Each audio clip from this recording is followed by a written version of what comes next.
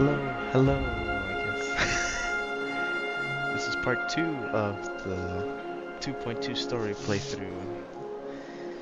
Excited because we stopped here in Boot Hill story. I'm gonna continue that today. Oh, I'm so excited. I kind of want to get this done. I want to get this done by tonight. I'll try to at least. I'm hoping that's how it works. Okay. I'm just gonna continue going. Let's talk to Everything here is Sabrina. soaked. The Charmony Festival is about to start. I'm so excited. Who's June? Who the hell is? Oh, I don't have my Hey! You guys here for the Charmony Festival too? Well, I didn't come all the way here specially for the festival. Honestly, I don't really even know what it's about. But I heard it's a lot of fun. Where? Well, back in my homeworld, Anaria, we have festivals like that all the time. My dad threw me a birthday party one time that was just as extravagant as the Charmony Festival. Oh, come on. The Charmony Festival is a once-in-an-amber-era event. How can a birthday party compare? Well, you never know, right? Maybe on her world, birthdays only happen once in Amber Era. Anyway, let's forget about that. Have you heard about the, unsettling things happening in the dreamscape? Unsettling things? What could possibly go wrong? It better not ruin the Charmony Festival. I've been looking forward to it. Relax. With a big event I like don't know. this, there's bound to be lots of gossip and rumors. Don't worry. If anything does happen, the family will be on top of it. Let's hope so. Oh, that's a relief. I didn't come all this way to see the festival go down the drain. Well, looks like I won't get any fudging clues out of these two. They're clueless. Fudging. The censorship in this game is hilarious. I mean, that kind of sucks. Kind of wish they had the curse from there. Greetings. I'm Cody of the Bloodhound Cody. family, head of Whoops. security for the hotel. How may I assist you? Hello. So, there's something I wanted to ask about. I've been hearing some unsettling rumors about certain incidents that might affect the Charmony Festival. Do you think there's anything to be worried about? I've traveled all the way from the Hayaii Federation, and I don't want my trip to be ruined. What do you mean? Wait, you haven't heard? Looks like I'm not sure where you heard those rumors, but they're completely baseless. I can assure you, as a representative of the Bloodhound family, that everything is going smoothly for the Charmony Festival. that is a lie. She At knows. present, all of the families are focused on making sure the festival starts on time. Even the Dream Master himself has arrived. So don't worry, your trip won't be in vain. Ah, that's a relief to hear. Oh god. She doesn't appear to be acting. So, it seems that even the hotel staff are out of the loop. Damn, that's just crazy. Back already? Hey, it's done, huh? Hasn't she returned yet? Nope. I'm starting to wonder if sending her to contact Sunday was a good idea. Yeah, 'cause Neither the staff nor the guests seem to know anything about what's happening in the dreamscape, and wherever we go, all we see is people enjoying themselves. Definitely not a good sign. I agree. Another unusual thing is that the Oak family is supposed to be in charge of organizing the council and managing everything inside and outside the dreamscape. However, I walked around the hotel but didn't meet a single member of the Oak family on such an important day. Yeah, didn't Well, notice I'll the- be the birds in the forked. back. If I remember correctly, the head of the Oak family is that Sunday guy, right? We shouldn't linger here too long. Let's go back to the Express for now. Not so fast. Have you ever robbed VIPC, bro? If you run away now, everyone will be chasing after you. Are you suggesting we sit here and do nothing? I wouldn't say do nothing, but let's stay put for now. Even if the family has ulterior motives, they couldn't have anticipated us showing up here. We're the surprise factor for them. They don't want to attract unwanted attention from certain outsiders, so they won't do anything reckless. That is true. The IPC lackeys are keeping a close eye on this hotel. If I were a family member, I'd find an official excuse and keep the surprise factors here. If we just wait here, that would be like walking into their trap. Yep. Of course, we don't need to walk into their trap. I gave a backup plan to the memo keeper. If it turns out we won't be allowed to enter the dreamscape, she'll order a drink for me in the VIP lounge at the hotel. In reality, A secret signal. That's actually that's right. that's actually not bad. Oh, a concrete object can indeed help the memo keeper establish a connection with you. But Boot Hill, if you have more backup plans in the future, I hope you'll let me know in advance. I'm sorry, but it's one of my quirks. I have too many unreliable friends. And if I reveal that I have backup plans, things can go awry. And that would leave all backup plans completely useless. How do we get into the VIP lounge? This is where my street smarts come into play. Street smarts. What is this? Alrighty. Guess we're doing this now.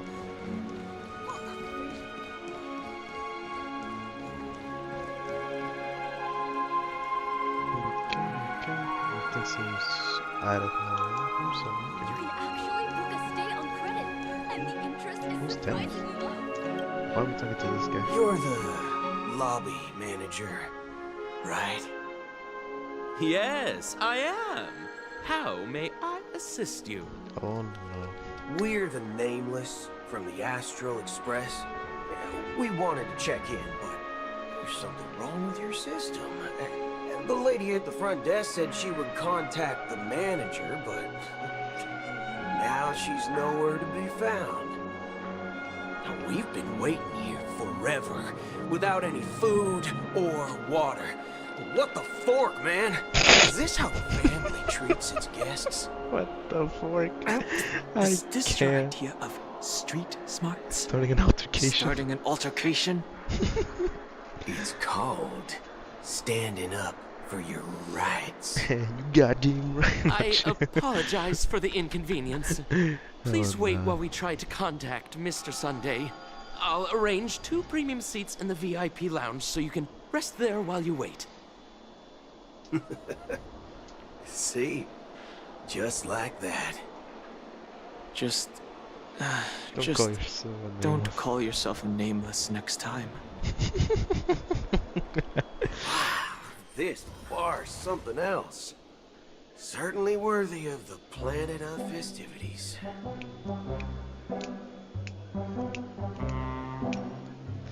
Hey, I kid you not though. Yeah, I love this music. It's so smooth.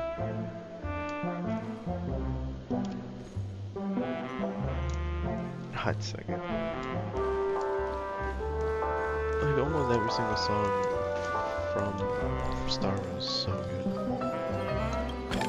Got my chest.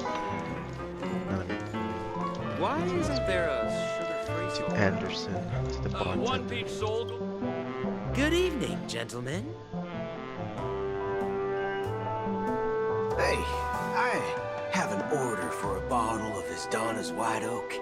Can you help us find it? Has Donna's White Oak? I think there might be a misunderstanding. We don't serve that here. Oh, sure you're not mistaken?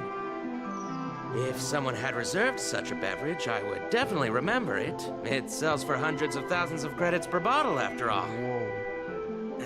I couldn't afford to cover for such an item if it were broken or lost.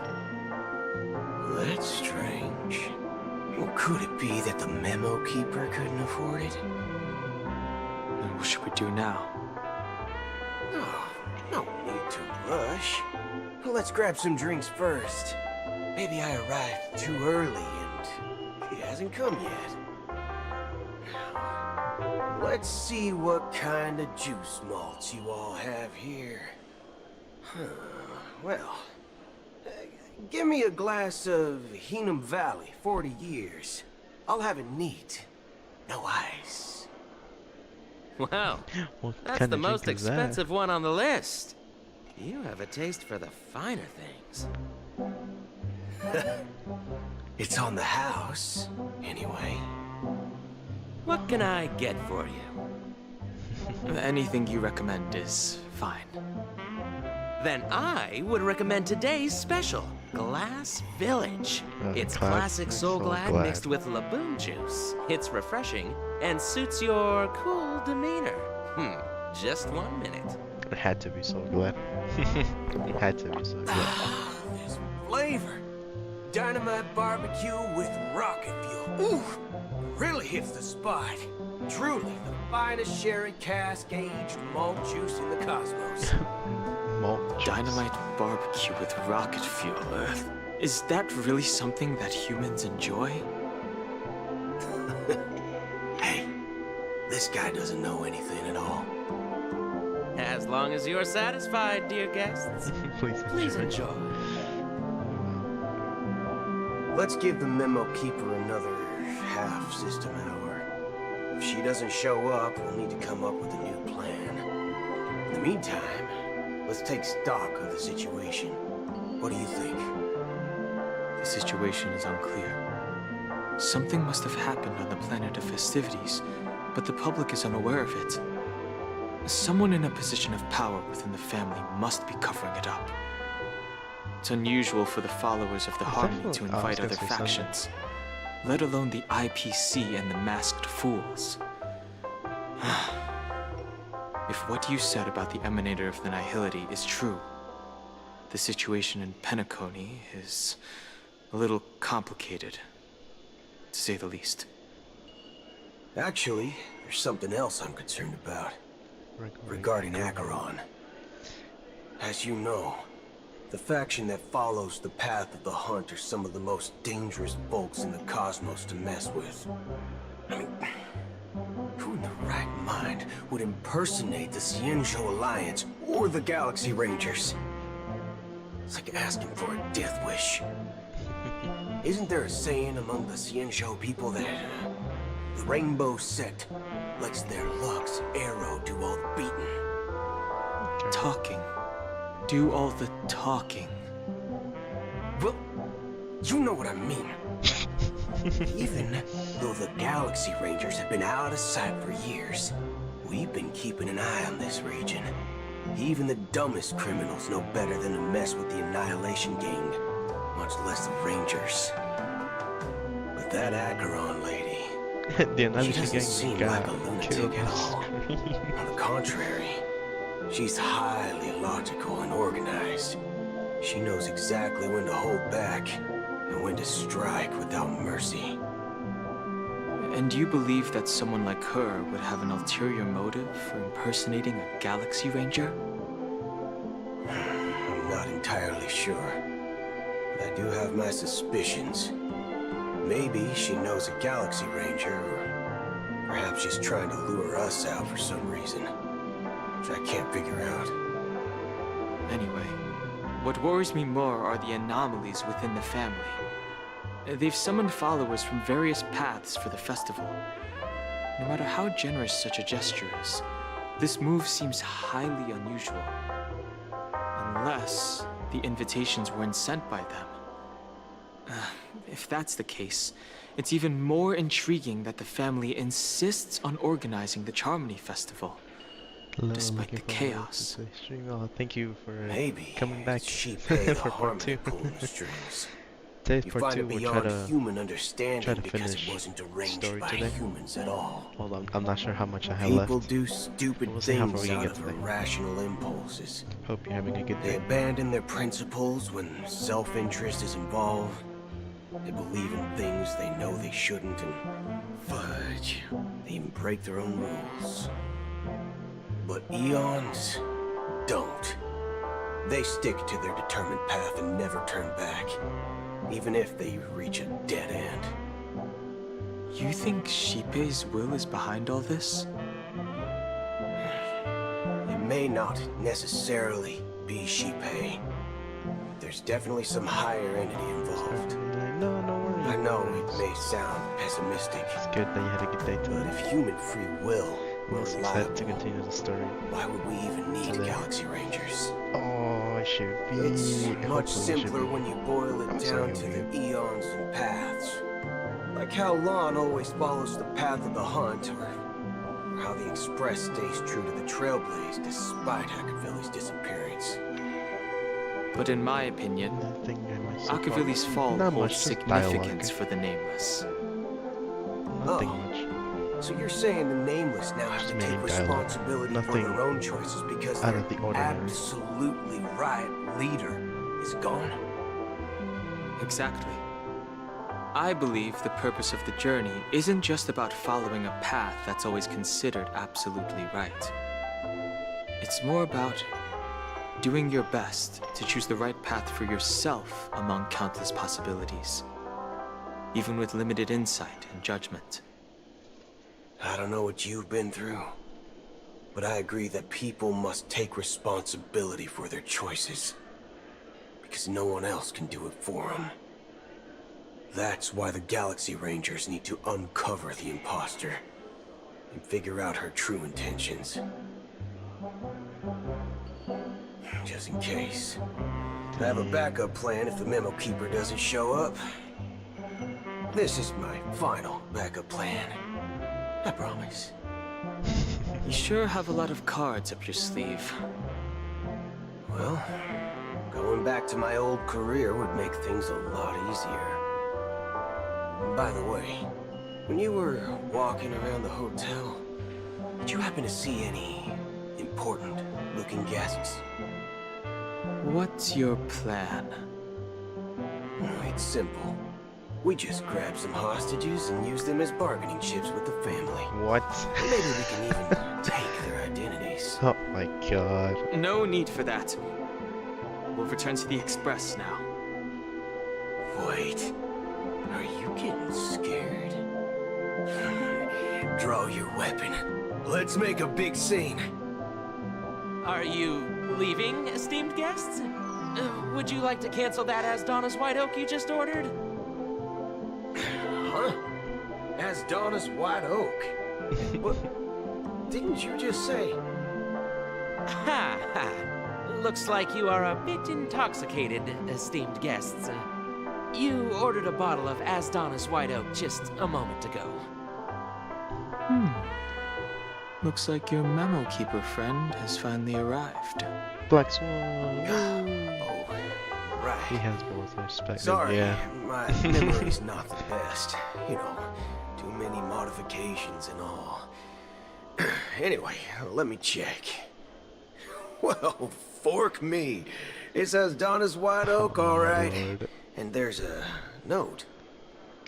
I'll be waiting for you on the Astral Express. No mistake. That's her message to you. She knew the hotel wasn't safe, so she suggested we find another place.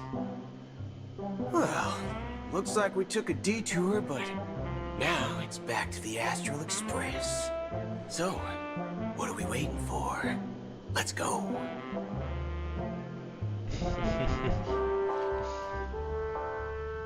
You're back? Back in the Express. Two guests just boarded saying they were looking for Boot Hill, so I told them to wait in the parlor car.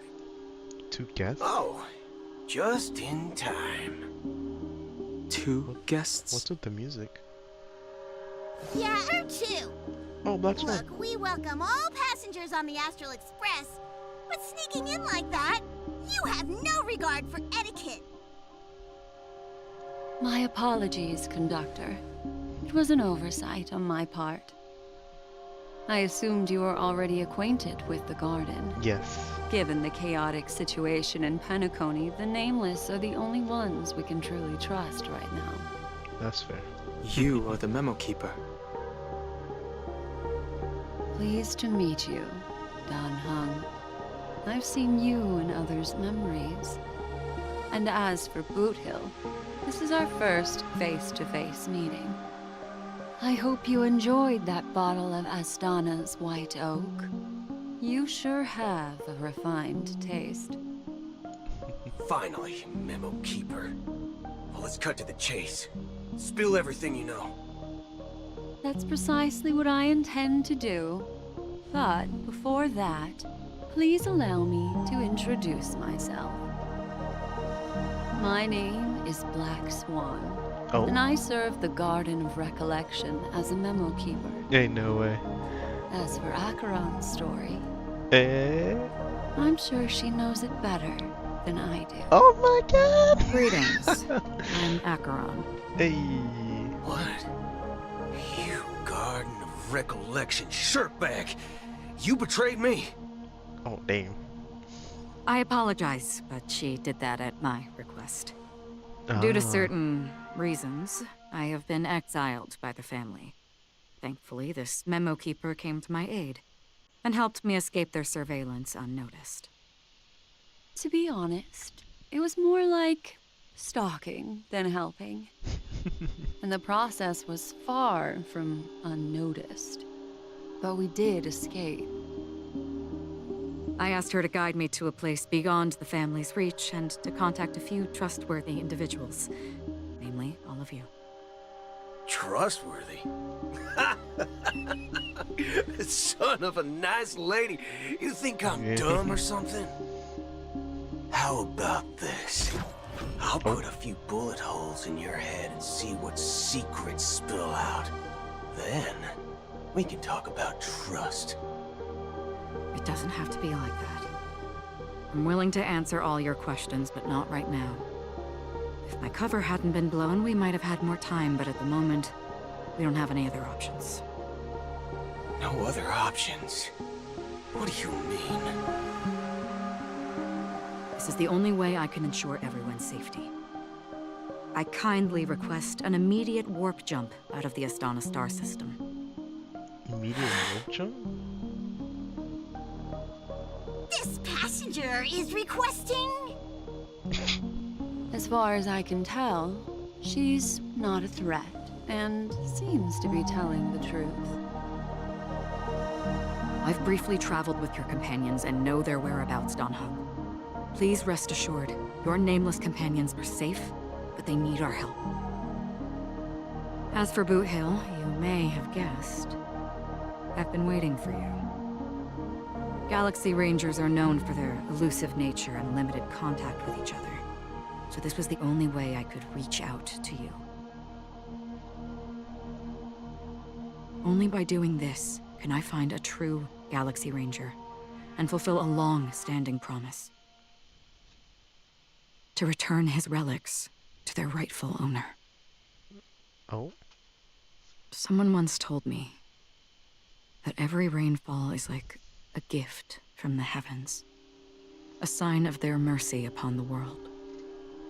Raindrops are said to be the tears of the gods, shed in response to the sorrows of the world.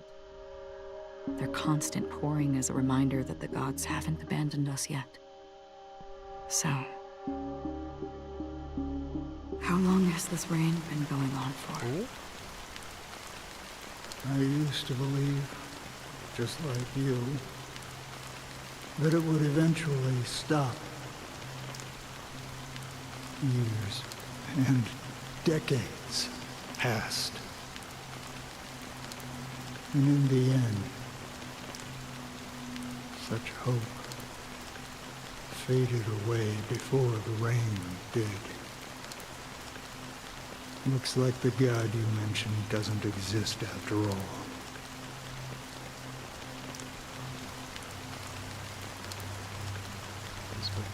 is moving fixed in the distance, like the flying drizzle of black flame down the storm, shadowy. Well, let me share a story. Mortals who walk the paths are like sailors on a vast ocean, leaving behind a trail that creates countless ripples of possibilities. These ripples last longer than the fleeting lifetimes of humans. And for some, their presence leaves such a strong mark that it's reflected in the waves. Like those shadows on the ocean. Sin-thirsters, the obsessions of the Pathstrayers, they emerge from the depths of IX, seeing themselves as masters of their own destiny, unknowingly repeated the actions of their past lives. They emerge from the nihility and head toward it, leading purposeless lives. However, these hollow phantoms, they were once my dear companions. A group of Galaxy Rangers. Are you watching over them? Watching over them? No. I'm guiding them toward transcendence. It was a brutal war. A crusade that shook the universe. The universe witnessed the fall of Zulo, the Lord Ravager, but it came at a price. A price so hefty that only those who were there still remember.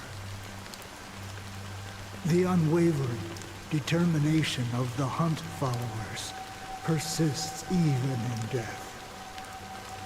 So someone must guide these lost souls to their life beyond. They were heroes in their time. And they shouldn't be reduced to mere puppets of nihility. As for me,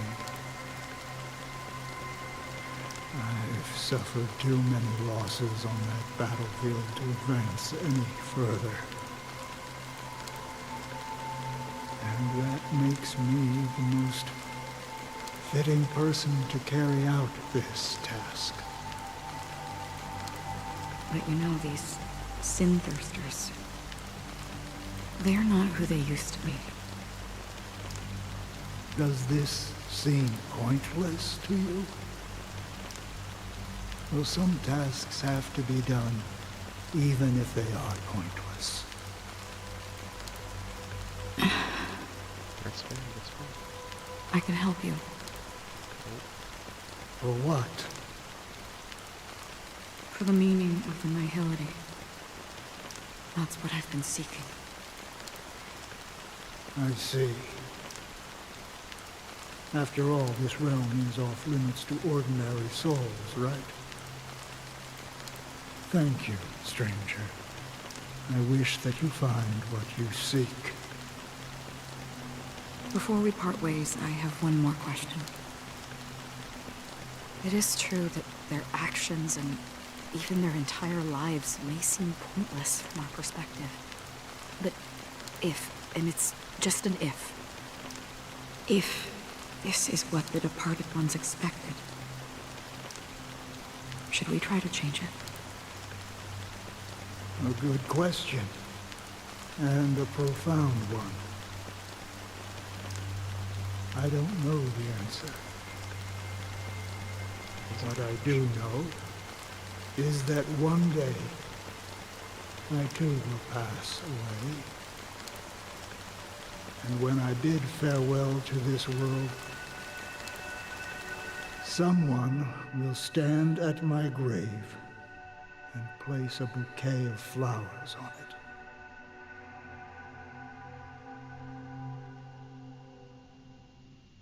That was deep. Wow.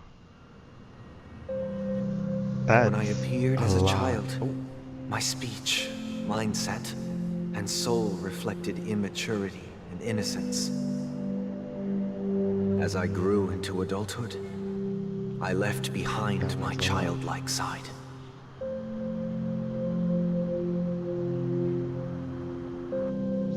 I humbly request your blessings, esteemed advocate of Shipe. Come to me, my kinship. I have sought their presence with us. As you wish. I have faithfully served the Alfalfa family for nearly a decade, promoting the path of the harmony to the best of my ability. However, I made a mistake yesterday. While I was preparing dinner for the family head, I accidentally dropped a prepared dish on the floor. Out of laziness, I lied and claimed that everything was ready. Although the head has dismissed me as punishment, it has been tough to sleep with the guilt still gnawing at me, as I worried that the seeds of evilness may have taken root in my soul. So, I confess to you now, to seek atonement for my sins. Do you sincerely repent and vow to change your ways? Yes. Have you examined your soul and confessed all your sins? Oh, yes. You know, are you willing to accept the process of atonement? That is true. We should have come a long time ago. Yes. Very well. Show your dedication and goodwill to the family, and you shall be reinstated among them. Now, please, leave in peace. Oh, praise Shipe. And thank you, esteemed advocate. Next, please step forward. I wholeheartedly confess to you. Please, pardon my sins. Rest assured, I have implored their presence to be with us. As long as you are sincere, absolution will be granted. Oh, great. You know, I arrived in Penacony as a stowaway. I sold everything to get a ticket. My house, my land, and my 2 children. What? I see. Please, go on. My children were starving, and I hoped they'd have a chance at survival if they became slaves here. If I can strike it rich here, I'll lift them out of that situation and give them the life they deserve. But the Bloodhound family got wind of it. They're on my tail, hunting me down. I thought I could bring my kids here. It was all my fault. All my fault. Yes. The family is ready to forgive all sinners. I'll ask the Bloodhound family to cease their pursuit. You don't need to live in fear anymore. Oh, thank you. Thank you. I'll work my hardest to redeem my children and make them part of the family. Praise the harmony! Next, please step forward. Hey, long time no see, Mr. Sunday. The most esteemed individual in Penacony, and the next leader of the Oak family. right? I have sought their presence with us. Let us proceed. Sure. Let's just get this over with. I have sinned. Please forgive me. I wasted half a pizza at breakfast and a bottle of Soul Glad. That's it. Nothing more. When we wrap this up, I've got a robo-ball game to catch, you know? Do you seek to atone for your sins through good deeds? The low effort. My sins? Confession. You're starting to sound like a saint, huh? Well, let me tell you something. Neither the family nor you have the right to judge me. You think nobody knows what your precious family has done? About the watchmaker? Huh? Don't kid yourself, Featherbrain. Those dream chasers might be fooled by your act, but don't fool yourself. Before you start spouting off your holy verses, answer me this. Where does the power of the Oak family come from? And your power? What makes you think you can sit there all high and mighty, looking down on everyone else? Pepeshi calling him for real, yeah. I've spent enough time in confession today to enter the Harmony's paradise, right? Then I'll take my leave. Good luck with your election, and don't make me regret my investments in you.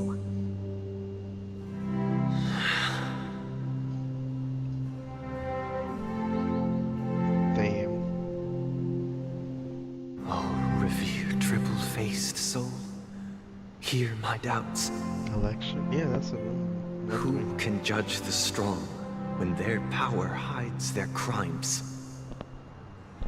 Who can vouch for the weak when they will pay any price to survive? Who can comfort the purest souls when even they get led astray?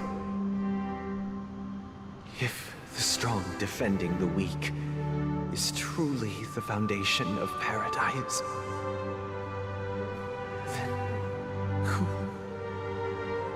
is responsible for the suffering and anguish in this wretched world?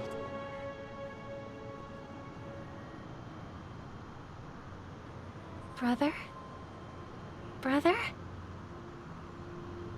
Brother, are you all right? There's Robin. And Mark too? Fine. I've been working long hours, and I just made a trip to Dreamflux Reef and back. So, I'm a bit out of sorts. But it'll all be over before we know it. You've been working non-stop on the Charmony Festival, Mr. Sunday, and no one could have predicted this incident. Even if the Stellaron does pose a grave threat, I still feel sorry for all the trouble we've caused you. No need to worry about troubling anyone. The Charmony Festival was meant to spread joy and harmony across the cosmos. But now that we know the truth, I'm afraid we'll have to cancel it. It has always been our wish to make everyone happy, so... we'll do our best to explain everything to the Dream Master. I'm sure he'll understand. Even if the negotiation does not go smoothly, I'll refuse to go on stage. Without the Chord Master, the Harmonious Choir would not arrive, and the Charmony Festival would be just a grand performance, and nothing more. I'm relieved to see your determination. You know, since arriving in Penacony, we haven't had any contact with this Dream Master himself. I'd heard of the heads of the 5 major lineages, but the Dream Master is a mystery to me. The Dream Master rarely grants an audience, even for us. But, given the urgency of the situation, he's agreed to meet us in person. Perhaps you'll be the first guest to meet the Dream Master in years, Mr. Yang. Let's hope we can reach a consensus that satisfies everyone. Indeed. Let us hope so. It's about time. We'll have to get ready for the meeting. I apologize for any inconvenience caused by the urgency. Don't worry. I'll be waiting here. It's Mr. Sunday! Hey, come over here! Drunken guest. Looks like someone needs help. Let's go check it out. Oh, the idol animation. That's so cute. Oh, so cute. Just realized it's on Gallagher. I read Gallagher, I'm like, that's probably Will. Alright, let's assist the guest. Let's go get drunken guest. Oh, Mr. Sunday. Hey there! Okay, see the moon in the sky? It's about the size of the cap on my Soul Glad bottle. Isn't this the same If I just kid? reached out my hand, I could grab the moon, couldn't I? The moon? You mean the Grand Theater? Yeah. Look at me. I've been away from home for too long. I must be missing that moon. But Obviously it's true. no big deal. The Grand Theater here looks much better than the moon back home. It's just magnificent. They told me not to sell everything I had just to come to Penacony. How short-sighted. Selling everything you had? Why would you go to such lengths?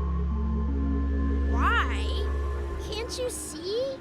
Life back home is miserable. It's not really living at all. Who gave everyone? It's better to be here in Penacony.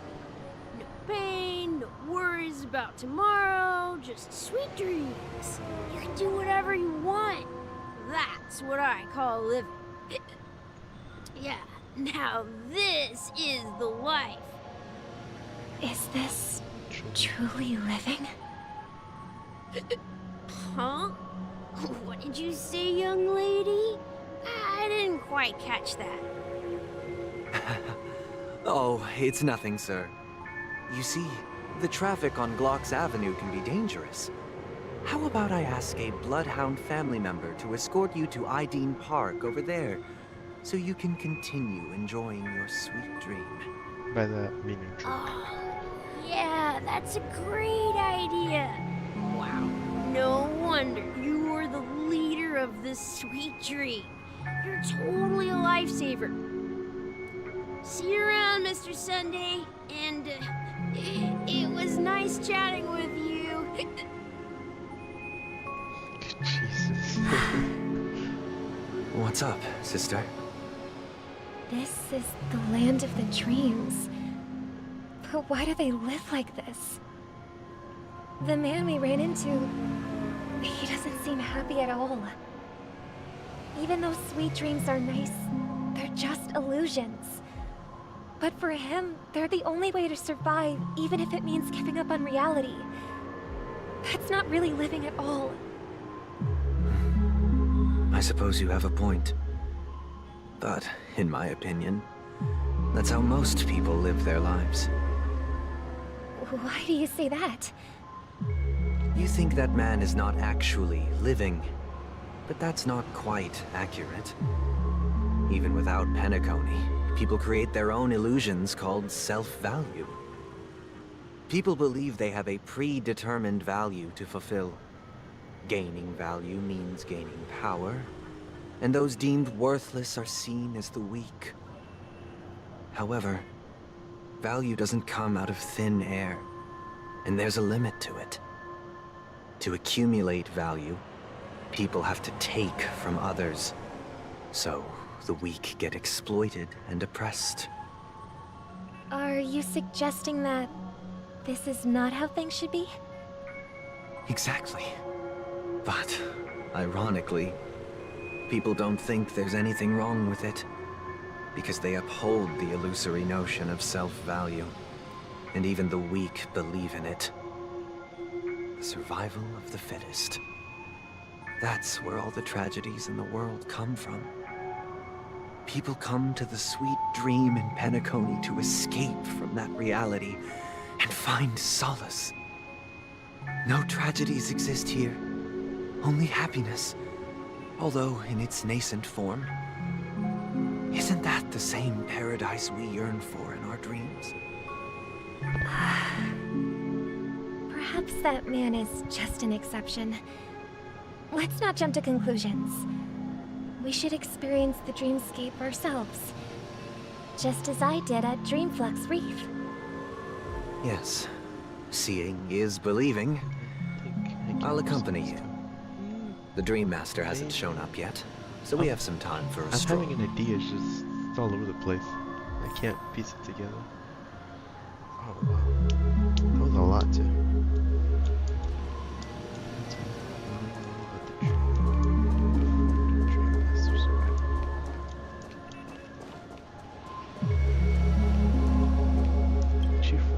Glad to meet you again, Robin. How are the preparations for the Charmony Festival coming along? We're all so excited about it. Clearly.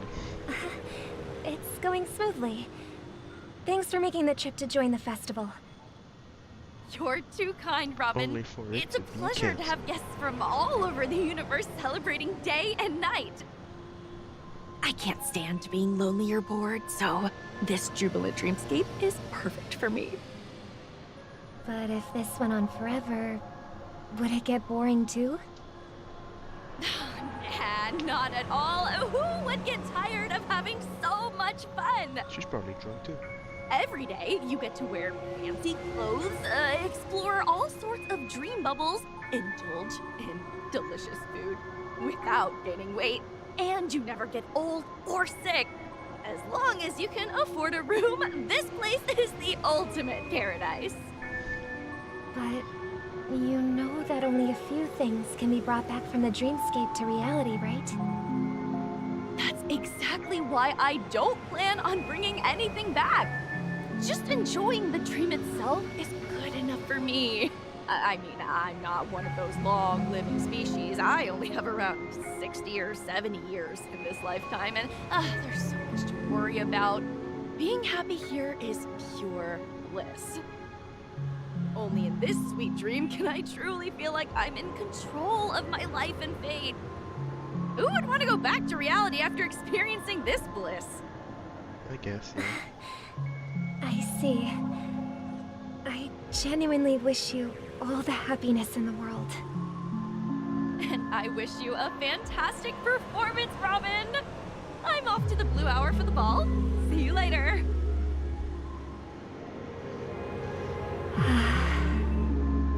Seems like that guest's perspective didn't resonate with you either. She had a valid point. I could sense her genuine happiness.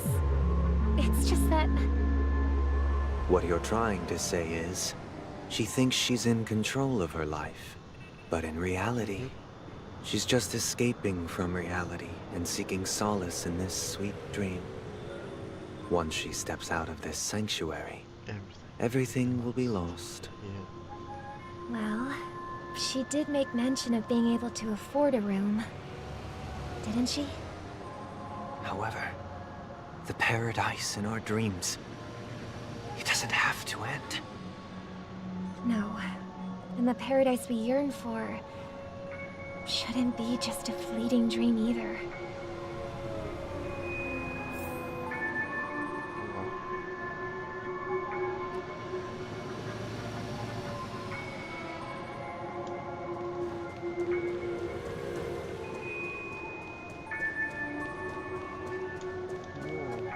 I did not see that kid. The scenery in this dreamscape is truly breathtaking, isn't it? Oh, Robin. Can't believe I'm meeting you in person here. What an honor. You're right. Even though time stands still in this dreamscape, it always feels fresh. I find something new every time. A philosophical mind. I hope I'm not intruding. Oh, not at all. Now, with little time left, I yearn for meaningful conversations, especially with someone as esteemed as you. Do you mind if we chat? It's my pleasure. No need to be formal. Just speak your mind. You said, with little time left. Please, forgive me for being blunt. But is that why you came to Penacony? Yeah. I was part of a war, and while escaping from the Sarkosian mothership, I got exposed to some radioactive materials. Oh. And then, all my comrades died, and my hometown was wiped out by neutron bombardments. I couldn't bear to live. Everything I knew gone. That's when I heard about a possible solution here, so I came. How heart-wrenching. I hope the family has been able to help you. They have, and I'm truly grateful for that. They provided me with a comfortable room, most advanced life support devices in the cosmos, and a stellar team of caregivers. My physical body is now in the dream pool, sustained by life support. Oh, Jesus. The me you see here is whole, rational, and no different from any other person. But I can't say the same for the me in the hotel room. My true appearance? No. I hope you never have to witness it, Robin. So, you'll be living forever in this dreamscape, right? Just being able to live at all is good enough for me. You know, whether it's in this dreamscape or not, well, I don't really have much say in the matter. My world has been torn apart, and my life could end any second. So, even if this whole place is an illusion, it's still my paradise. And I'll treasure every moment I spend here. How I envy those everlasting things. Yeah, it's kind of sad. That old man's story. It's so tragic. Fortunately, this sweet dream gives him joyful memories to hold on to for the rest of his life. The life he's That's precisely why this sweet dream in Penacony exists. However, even this sweet dream has its limitations. While it provides solace to the disillusioned, it can't completely eliminate pain in reality. There will be a way out. Penacony is already on the right track.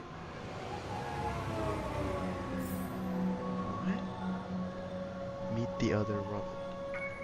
We're meeting Sparkle? Hey, no way. Hey, we're gonna meet Sparkle.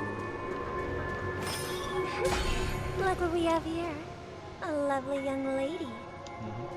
Wait, is that me?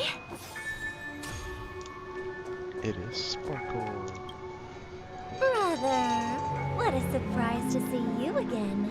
The audacity's going Show over yourself. Your trick won't work on us. I've heard that a skilled mass fool received an invitation too. That must be you, right? Did you enjoy yourself? Barely. The people here are way too gullible. A little bait is all it takes for them to bite. And they run away at the slightest hint of danger. In other words, they're naive and cowardly. Now that you've had your fill, it'd be wise to leave before it's too late. The music of the harmony doesn't tolerate discord. Damn. What? Now that you have the real Robin, I'm useless? Oh, how disheartening. I've done so much for the family. You should be thanking me, because if it weren't for me cleaning up this mess, Penacony would still be in shambles. Don't you think? That was a personal request from the head of the Iris family, and it has nothing to do with us. Step aside and stopped causing trouble for the Charmony Festival. Spider-Man, yeah. The Charmony Both Festival? Robins. You think you can scare me? You think I have no idea what you're planning? Oh. I don't care what you're thinking, Chicken Wing Boy. But I'm pretty sure lovely Robin won't be appearing on stage. After all, you're well aware of what a sorry state this dreamscape is in under the banner of harmony. Penacony, the land of the dreams. Is this truly the paradise you desire? Stop it. What's the rush, Chicken Wing Boy? Did I get to you? Chicken Wing Boy. Our paradise is none of your concern, masked fool. Leave now, or the family won't tolerate you anymore. All right. I'll go. But Robin, I suggest you seriously consider this. Do you really believe those living in dreams can escape pain and find true happiness? Well, I've done my part, and now I'm simply waiting for the fireworks to begin. Here, the last 2 gifts for both of you. And don't lose them. If by some unfortunate chance the Charmony Festival starts against all odds, remember to use them during the show. And it'll be thrilling. Bang! I heard a raven cawing in the distance. It seems the Dream Master will arrive soon.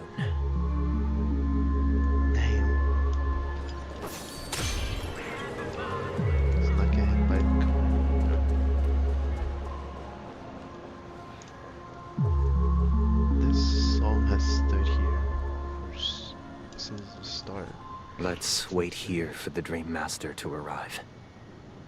Okay. By the way, brother, I heard you no longer have a sweet tooth. Back when we were kids, you used to steal my desserts. Seems like a lot has changed during my absence. Gallagher would like her.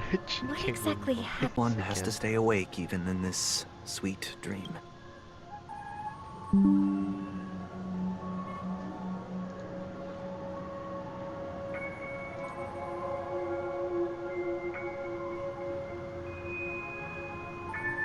I think we're back. I need to get that sorted. My bad.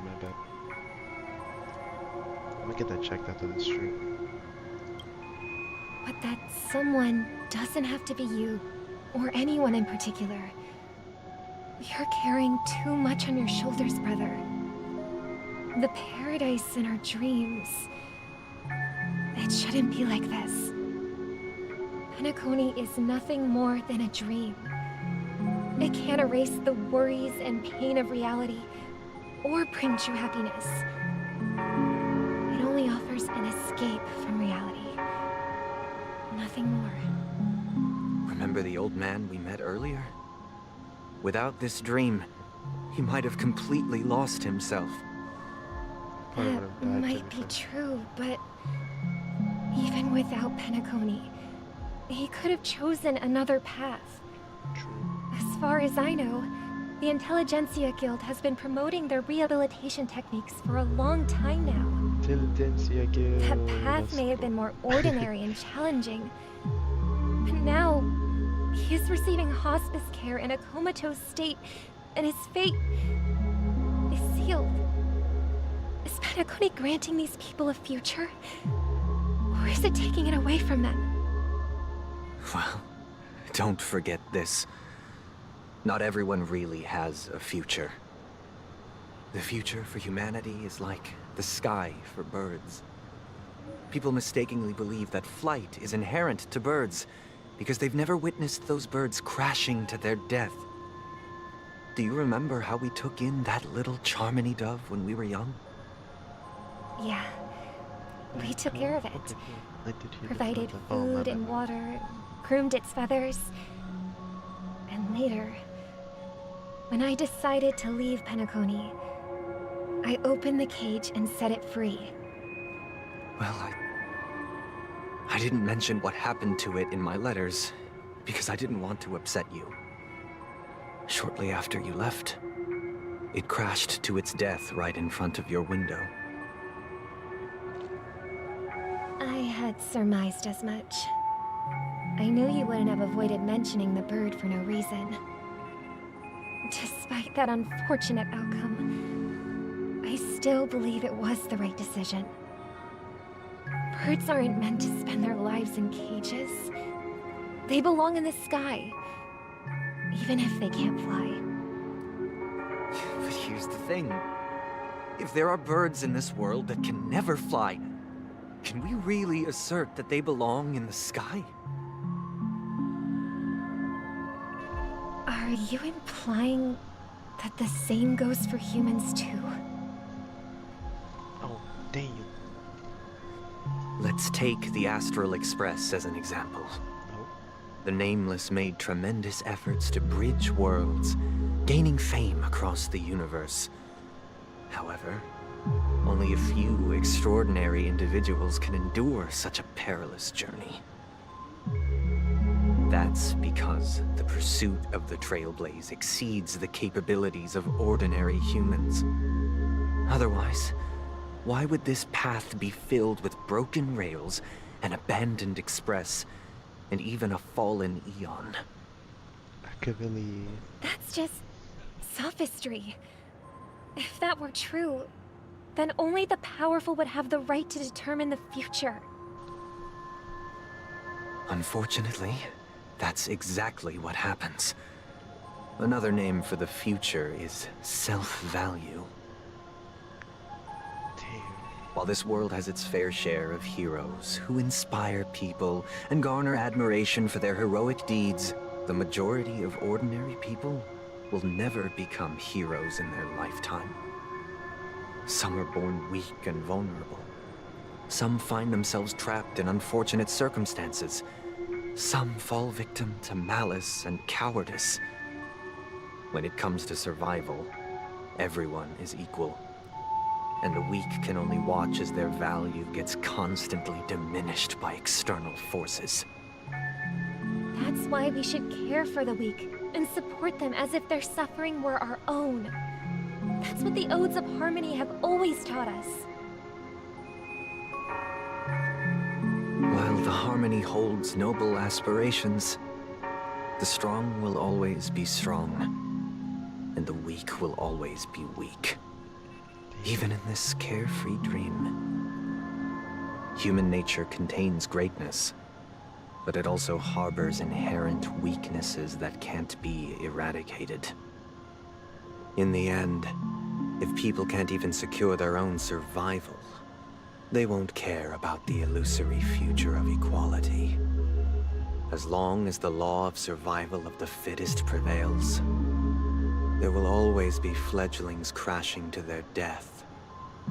But if people don't live for the future, do they merely exist for survival? If even you, my brother, don't believe that the Harmony will save the weak, then which Eon can make our dreams come true?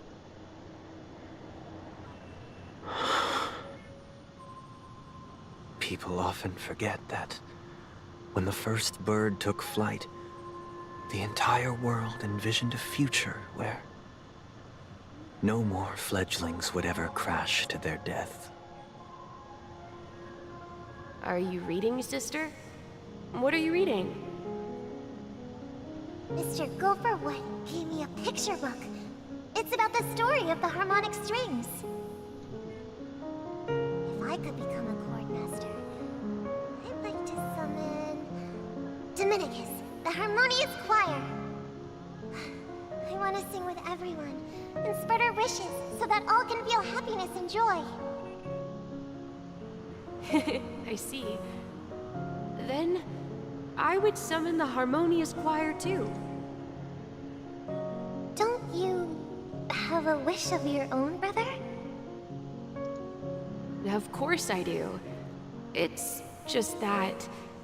Then, let's build a stage there and invite everyone to our performance so that both our wishes come true through the power of the harmonious choir.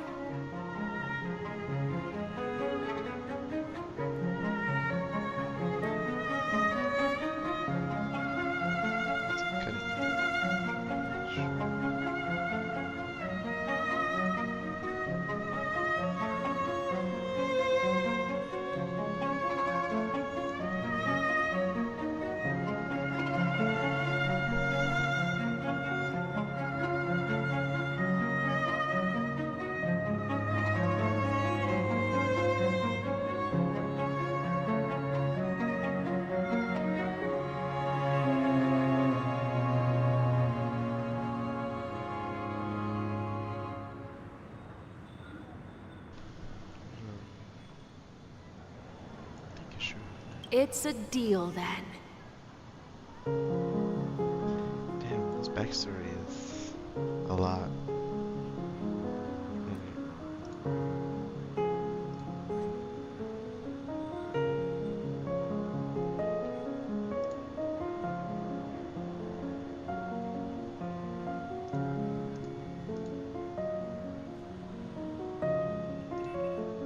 That's unfortunate. I think I'm lagging right now.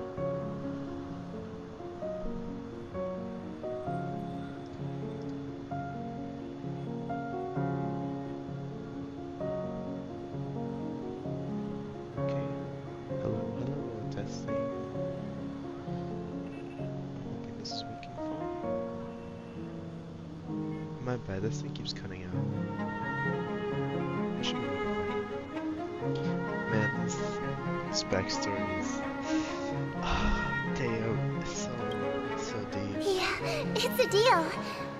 But how can I become a Court Master? Yeah, I think it's just me. Maybe The computer just... you'll have to become a star first.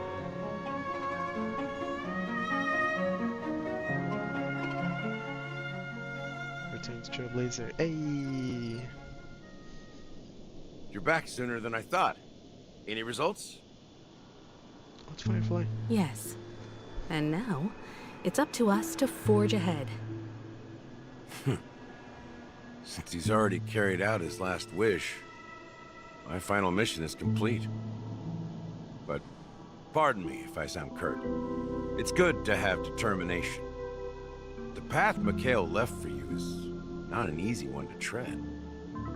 Why else would he have chosen to sleep in solitude, staking everything on some nameless in the future? But you have the numbers, and in numbers comes strength. So that might just delay your inevitable a little more.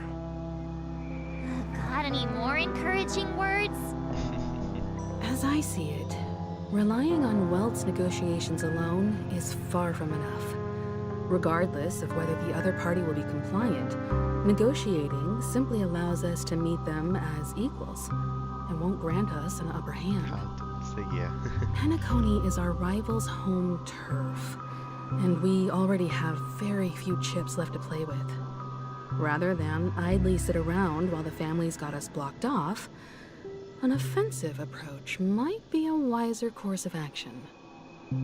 We're more familiar with the Stellaron's properties than most, and since it's the key to stabilizing the Sweet Dream, it's vital to the family's interests.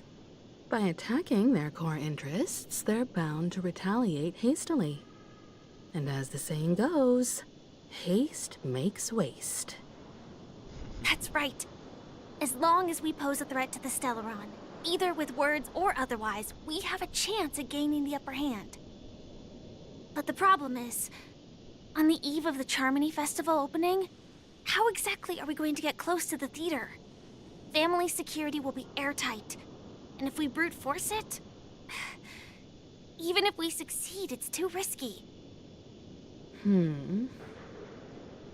So, no one's gonna say anything? Then I'll raise my hand. I know the answer to this question. You of all people. Looks like we have one more face up. Temple Master Stroke. Oh, it's genuine.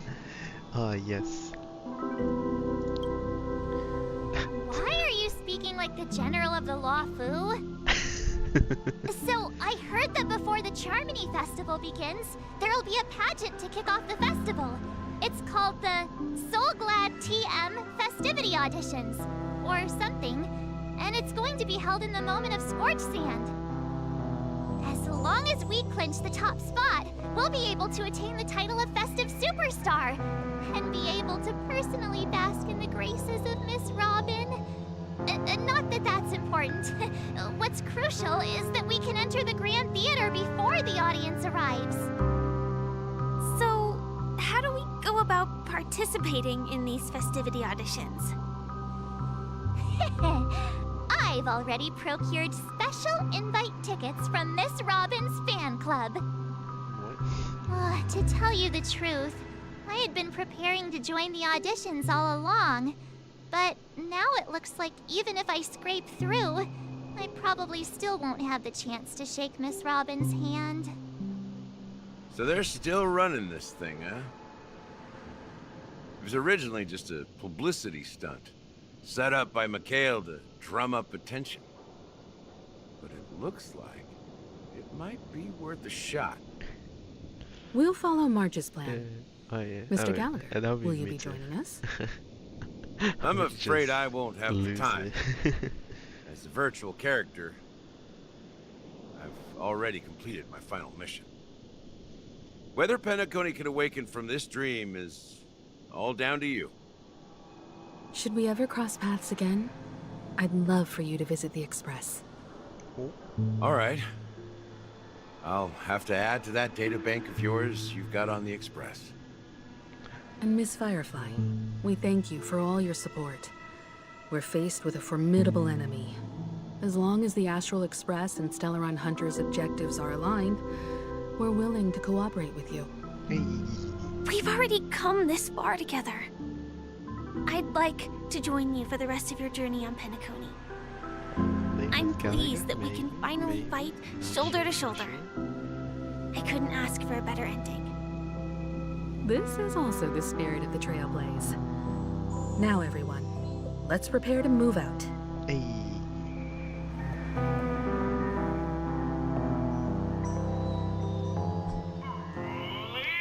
Yes, very cool Firefly, please.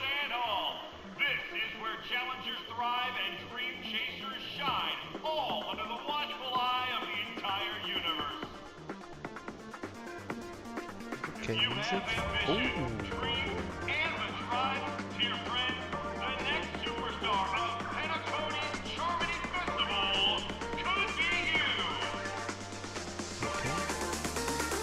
Wow, they've really outdone themselves. Oh, I'm starting to get excited. Hey, yo. With music?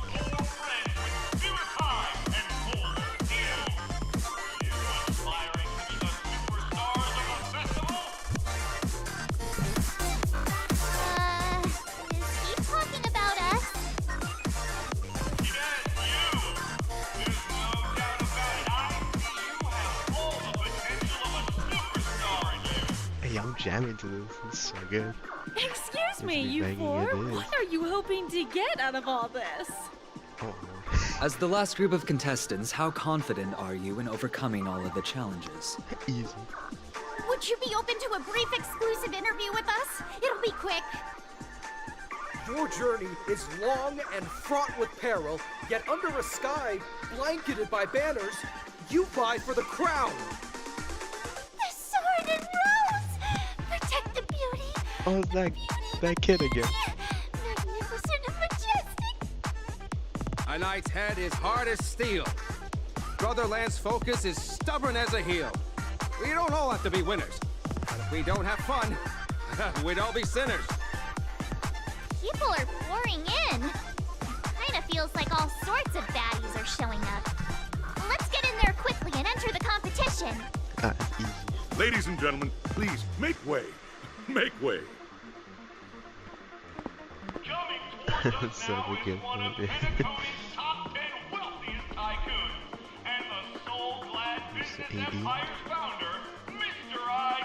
ID. Allow me to introduce myself. I'm the director of Soulglad's factory, Haideen Lena. My four friends, introduce yourselves to the audience across the cosmos. Hello, everybody. I'm Himiko, a nameless from the Astral Express, and these are my companions. Don't you guys need to hide your identities? Hide it anyways. Penacony is plastered with our posters. And because the Astral Express is so well known, the family won't dare to make any rash moves.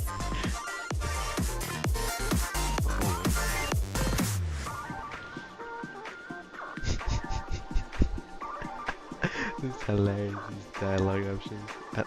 Third one, hello everyone, I'm hello everyone. Oh lord.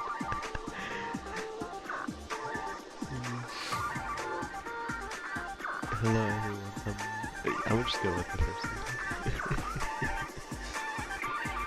one. Second one's hilarious. I would just go with the first one. Just to be cool. Hello, everyone. I'm March 7th. I'm an ordinary girl who loves adventures. Hello, everyone. I'm Firefly. I am also an ordinary girl who enjoys adventures. So it's a bunch of nameless guests. This final face-off is bound to be spectacular. Time is precious. My four friends, come with me. Grab a bottle of Soul Glad and make your dreams a blast.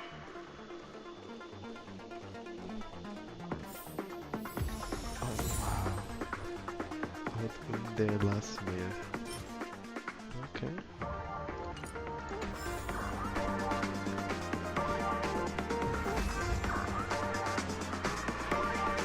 Yeah, I cannot get enough of this song. So good.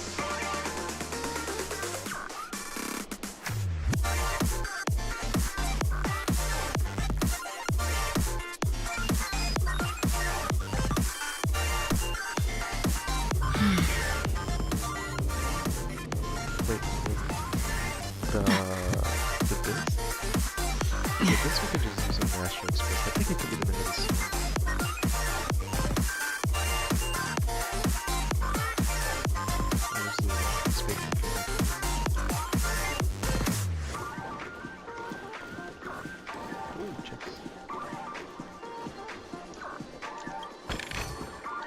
Seek, and you will find. Actually, I want to test something out. What if I go... Oh, collecting.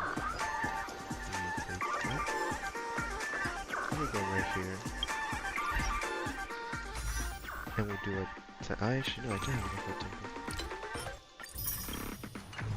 We just do a random temple. Just cause. I'm doing it. And it's nothing. Incredible.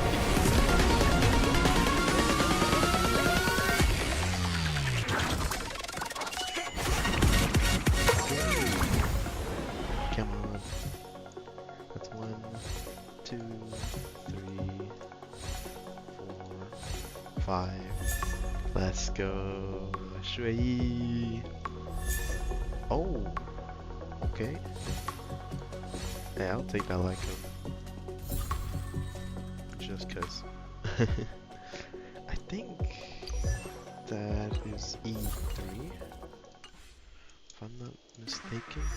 That probably has to be E3. Yeah, E3. Let's go. Serving under the 10 Lords as a judge of souls, I come to the world of the living to enforce their will. Hey, okay, 3 more. 3 more. And we get a T6. Alright. Alright, let's continue this.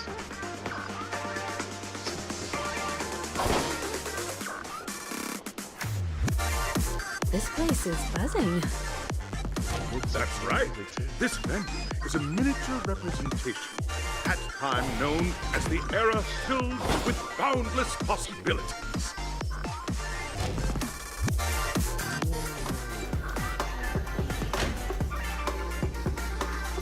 That's cool. I like how they have a different versions. Grab a bottle of Soul Glad and make your dreams a blast. Nameless, your arrival reminds me of the grand occasion when Penacony was first established. I was still a young, bright-eyed lad back then, lured here by the watchmaker's ads, full of zeal and ready to make my first fortune in life. Once, during a particularly grueling day, I passed out and was resuscitated by a drink from Mr. Sousa. That sweet taste has since been etched in my mind, and that was what drove me to create the Soul Glad that we all know and love today. The dream-chasing era was truly a wondrous time. Oh, I miss those days, and the watchmaker. Scorched Sand Hall is my homage to that time of boundless possibilities. I wholeheartedly hope you make it to the finish, and emerge as the next superstars of Penacony. Hey. Now then, is there anything you'd like to say before the competition officially begins? What exactly we're gonna do?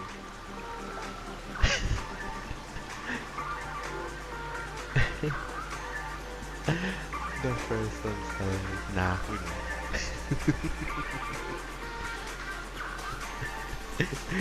They did the meme. But nah, we win. That's the trailblazing spirit. How about you, Miss March? Hello, everyone! Next up, get ready for the Mega March 7th Adventure, where I'm going to break the speed run world record! That's crazy. Trailblazing into the uncharted and challenging the limits. That's Miss March 7th for you. How about Miss Firefly? I hope that by the end of this journey, everyone will have achieved the outcome that they hoped for. Ah, a wonderful wish! Miss Himiko, what are you expecting from your team? Safety first, everyone. Simple words, but full of warmth. Waiting for you are 3 stages, each connected to that era.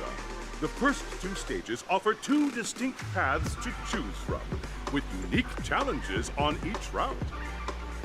And in the last stage, you will face off against a champion who has defended the title to this very day. A beloved contender whose noble virtues are unrivaled. Those are the rules. Simple. Everyone clear? Now, I hereby announce that the 33rd Scorch Sand Festival of the 20th season, sponsored by Soul Glad Enterprises, has started.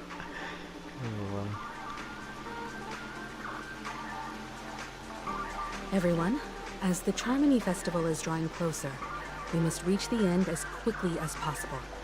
Factoring in efficiency and safety, splitting up into 2 groups is the best choice. March and I haven't known Miss Firefly for too long and aren't overly familiar with her. It'd probably be better if the 2 of you paired up.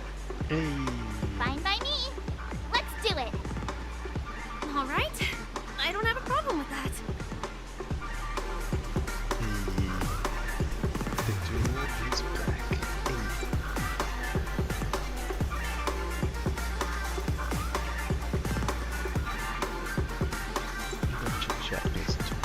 We'll split into the assigned groups then. Let's not waste time. Hey.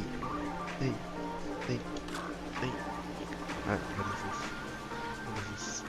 Challenge.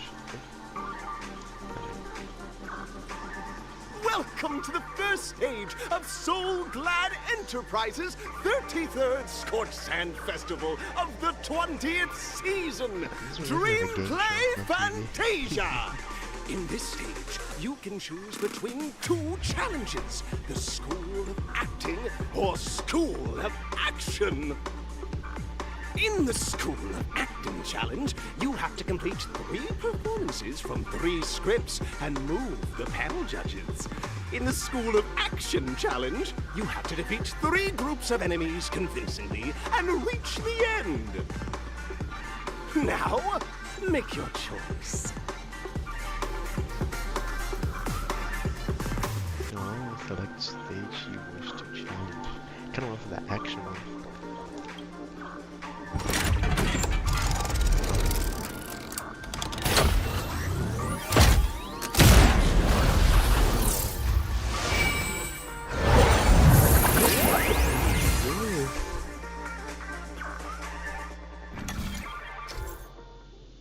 Click the button on the tracks, select the challenge arena to go to. Yes. Oh, okay. Yeah, let's do action.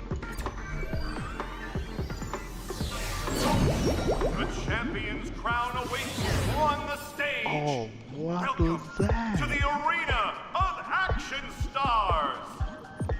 Yo, that was sick. Please make your way to the stage and vanquish those malevolent scoundrels with your dazzling fighting techniques. The title of Penacony's next big action star awaits you. I was Competitors, allow me to introduce the rules of this challenge to you. There are a total of 3 stages up ahead, each with their own challenges. The enemies you will contend against are antagonists from the film Once Upon a Time in Dreams.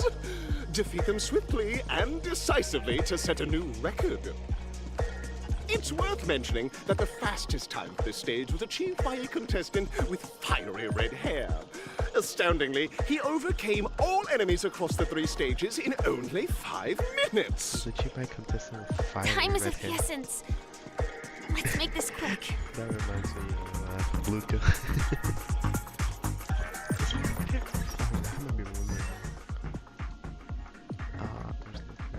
Oh yeah.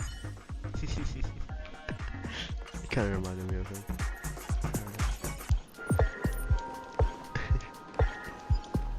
Alright. What's in these puppets? Oh, these are easy. Contestants, you are about to confront the monsters of the primordial dreamscape. During this period, Penacony was nothing but a barren wasteland. The dreamscape was fraught with strife and disorder, with memory zone memes running rampant. As dream chasers who've come to Penacony, defeating them is your first step towards success. Hey, I'm still trying to All the Soul Glad is ours! Don't even think about plundering the Soul Glad from us!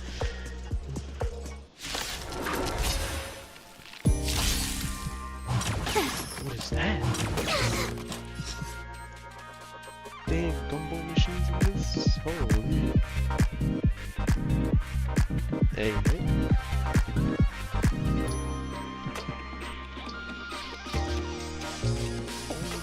Time to move. Yeah, the battle song is More enemies. Time for a buzz.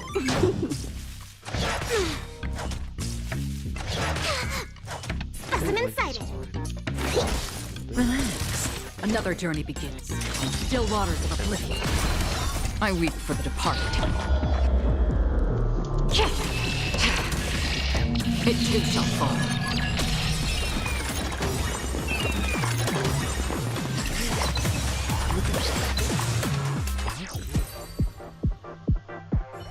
Soul Glad! My Soul Glad!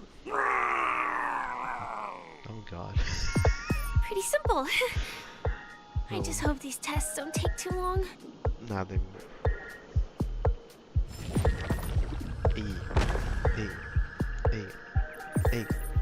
Hey. Ah, this is sick. Ooh, puzzle.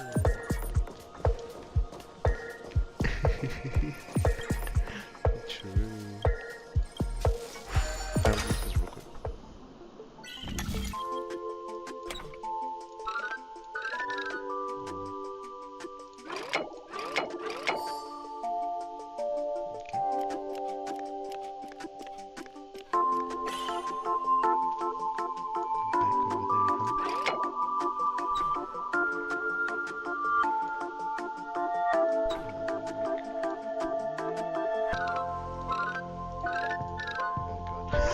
I will do this real quick. Hey, let's go.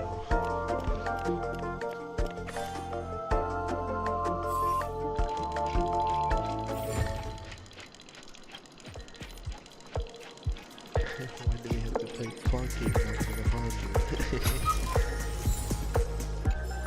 Still easy 27 days. Oh no, are you joking? Not this guy.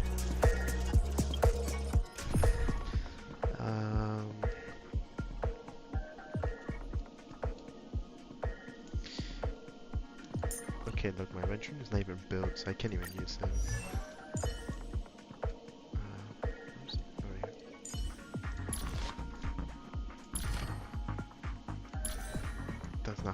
Ghost relics. You know what? Might as well let's just work with that. Let's see how it works. How is Any justification here for you to unsheath your blade, Emanator? Okay, we could Keep to yourself, gambler, and spare me the false display of concern. we have links here just to be safe. Silverwolf could guarantee the quantum weakness, so we should be fine, I think. Feeling lucky. Feeling lucky. Feeling lucky. Congratulations on becoming the first group of Dream Chasers! Answering the call from the Watchmaker, you are disappointed to learn that Penacony isn't paved with gold. Resigned to your current plight, you start from the hierarchical dredges, biding your time for a chance at success. Just as you're about to give up, a downpour sparks a business idea. You enter the umbrella business! But just as things are looking up, you encounter a competitor. Defeat them and emerge victorious from this trade war. Why is our opponent so glad? So glad! Because this is So Glad Enterprises' 33rd festivity auditions of the 20th season! Isn't this just product placement? To safeguard the integrity of Soulglad, I will soar high into the sky and become its shiniest star. Whoosh! Alright. No dirty tricks. Trickier to crack. Time for a buzz.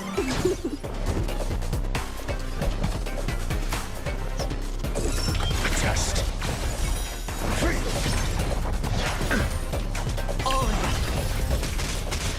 Obviously damage after you let the price. Gotta get this thing again. Spend freely. Mediocre.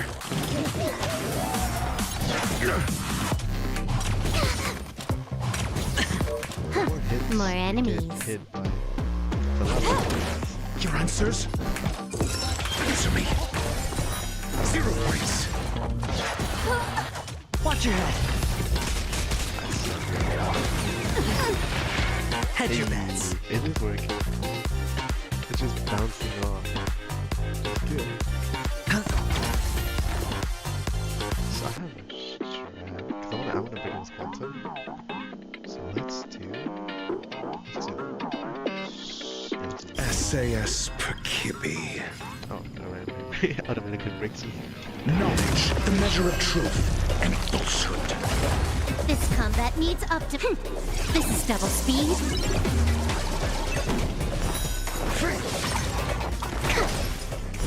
0 points.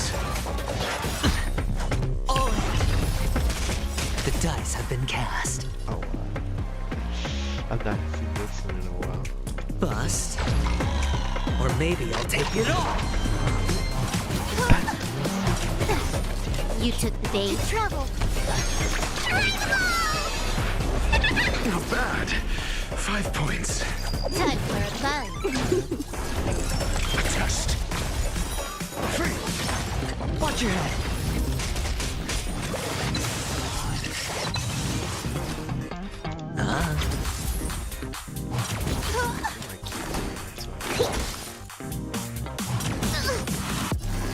Time for a buzz.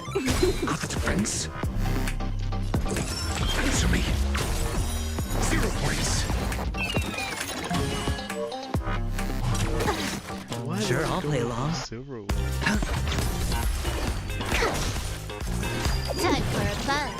Got the defense. A test. 3.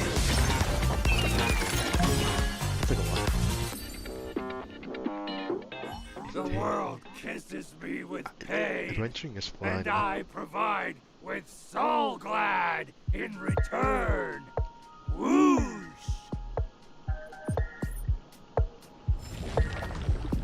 actually not bad. It took a bit longer than expected. I think there's still an action.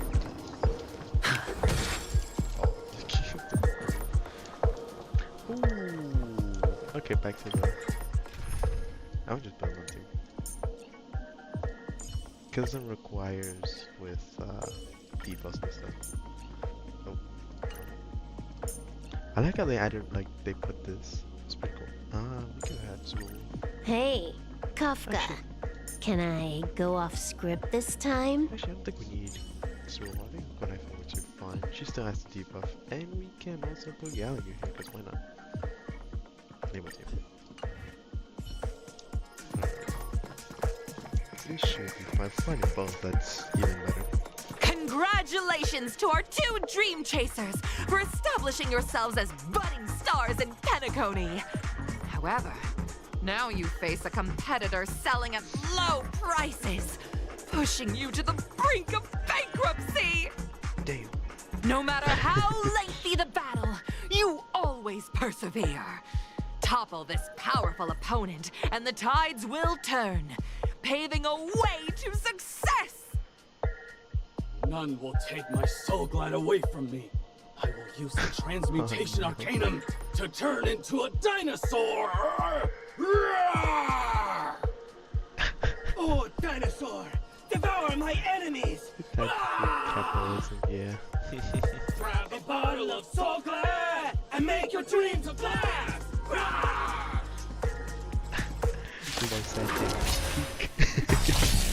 Everyone's a customer!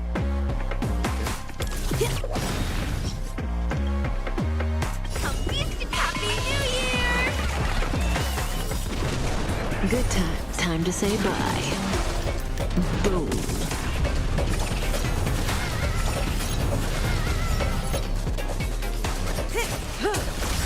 Step up, let's see. I weep for the departed. It too shall fall. Stand still. That's happened on the still waters of oblivion.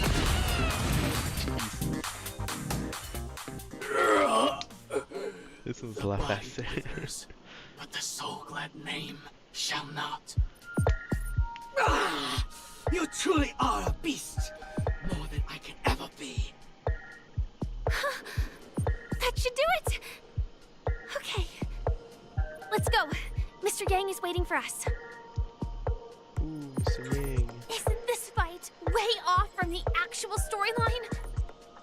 Transforming into a dinosaur isn't imaginative enough for you? This is the sort of magic only seen on Penacony. Anyway, let's get back on track. Where were we?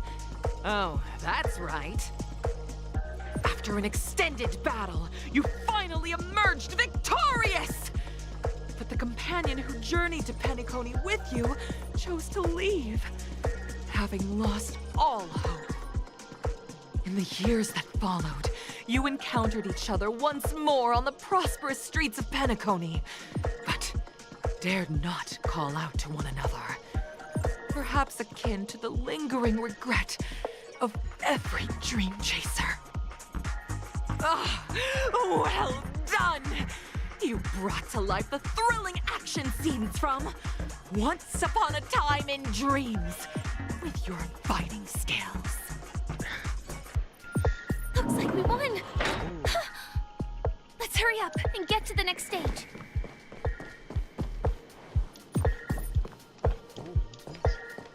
No enemies. Stream forth, gleam of old blades. I don't have more. Just mashy. Just like that. Alright.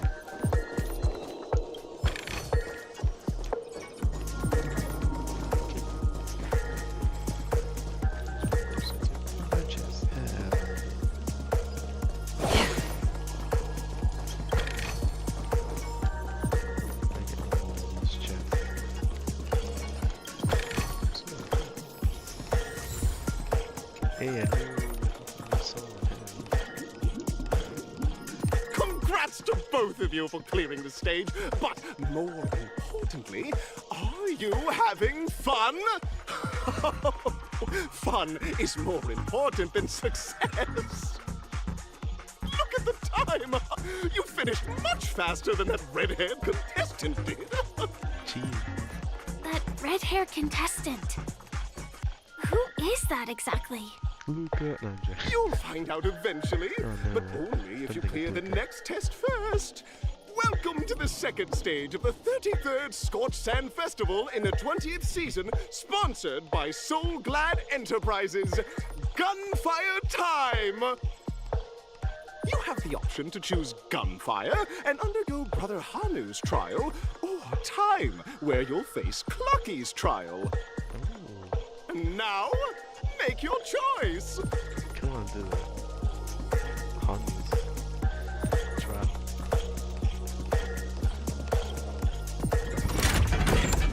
This animation again.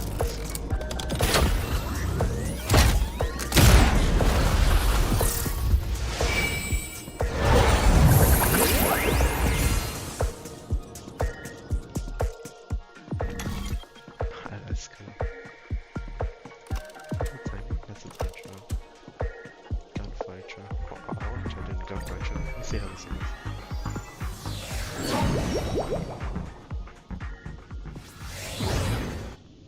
Dear friends, welcome to the enchanting universe created by the Watchmaker. Awaiting you is the morally dubious yet ever charming character from the animated Clocky series, Hanu! It is said that these cartoon characters were inspired by the Watchmaker's own experiences. According to research by Clocky scholars, the original Hanu of reality shared a deep friendship with the Watchmaker, akin to comrades in arms. Enter into the world of Hanu via the TV by the entrance and partake in an enchanting and suspenseful story with him. Good luck in there! If it's a gunfire trial, we should be able to settle this with a fight, right? I hope this won't waste too much of our time. Huh. Interesting. Oh.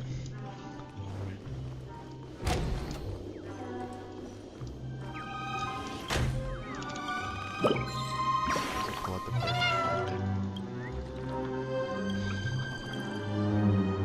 I've seen this a million times.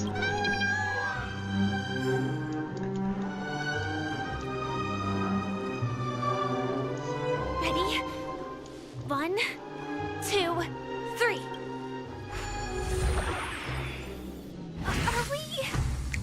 Are we both in control of this Hanu character? Very good! Looks like you've got the hang of it. In this Hanu's Adventure episode, Boss Stone has gathered his battleships for an assault on Dreamville. Old Buzzfly, Cousin Wolf, and Bombhead are all raring to go. The brave Hanu must thwart their advance and protect his home. Alas, Hanu presently is ill-equipped to fend off the malevolent mischief makers, which is why he is preparing to seek out the Puzzle Gentleman's aid. Go forth and speak to him.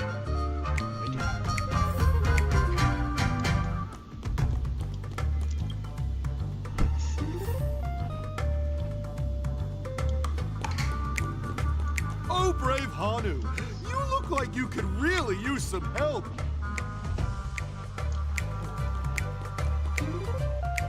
Long time no see, Hanu. You look pretty stressed out.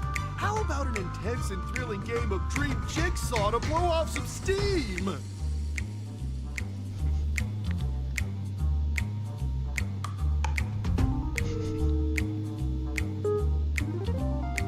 God, it's the worst I've ever seen. Crouched down.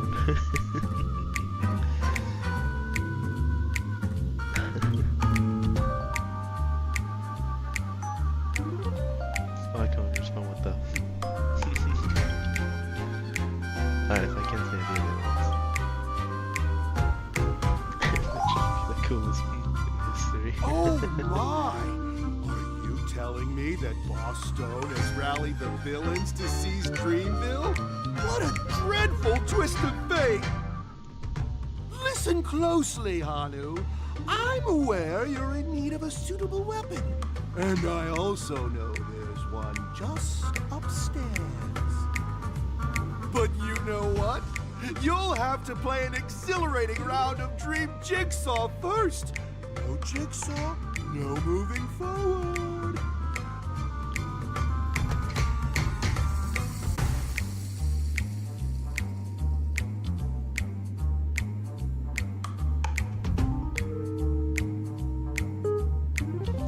Let's go with the last option, because it's the only one we can do. Perfection. Now scurry along, Hanu, but tread carefully. Two ne'er-do-wells are also eyeing those jigsaw pieces. Either outsmart them with the quick knockout, or ensure they don't catch you in the act. I can't wait to see you finish the dream jigsaw. Best of luck, Hanu. Let's stay alert and make sure those monsters don't spot us.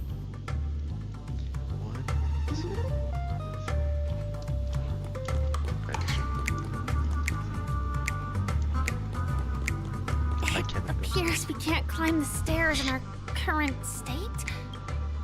That's gotta go upstairs.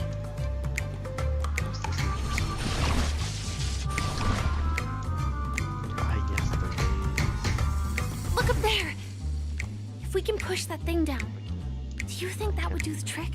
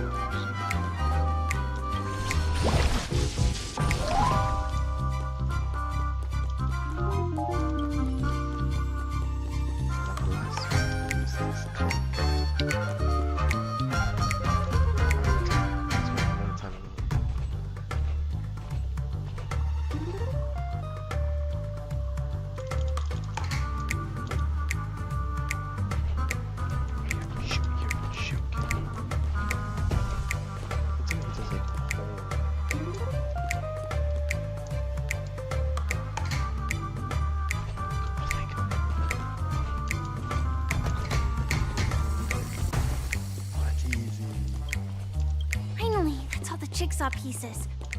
Let's hurry back. We are out of there.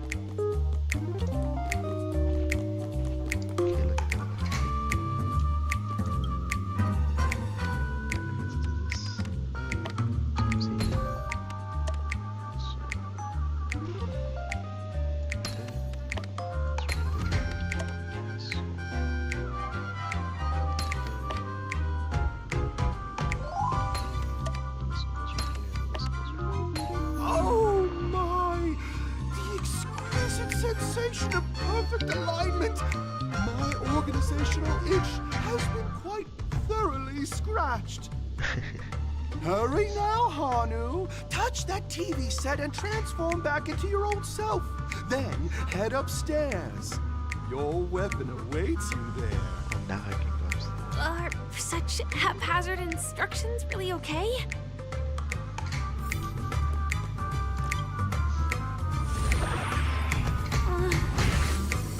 Disconnecting from that thing so suddenly has left me feeling slightly disoriented.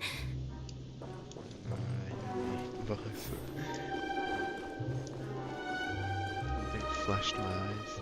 Is that Hanu? Hey, here, just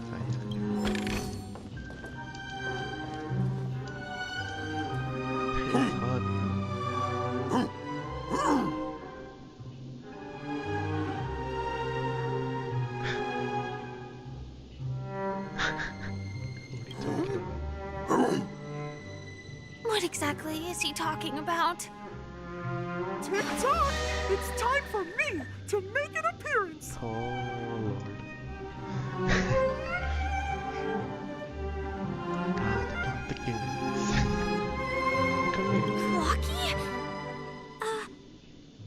can also see him. Is this character part of the show? In Dreamville, Clocky is everywhere and can do anything. Like right now, I can be your translator. Tick-tock!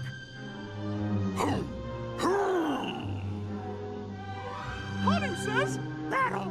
We must do battle!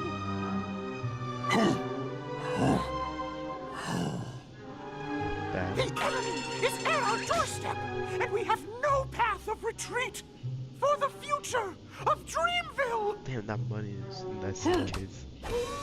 Touch that suspicious-looking TV right now! So they just jumped inside that TV. Sheesh. Logic in this plot and dialogue is really being pushed to its limits. It is.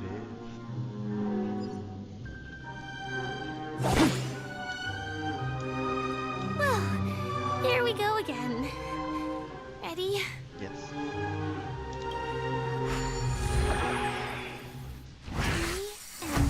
Gradually getting used to this. Huh. Who knows? I might even be able to perform some high-level moves with Hanu. Oh, did someone say high-level movies just now? That's right, pal. The upcoming script is just exploding with all sorts of high-level shenanigans. Last we saw, Hanu was preparing for battle. Suddenly, he hears heavy footsteps coming from the hallway. Malevolent mischief makers have broken into his home. But brave Hanu won't go down without a fight. He instantly sprints for the storage room, ready for a do-or-die showdown against the baddies. But we still don't have any weapons in hand. Guess what? Hanu's favorite bazooka just so happens to be in that storage room. So there's a move on. What a coincidentally convenient plot twist. It'd be even more awesome if the organizers allowed me to wear armor.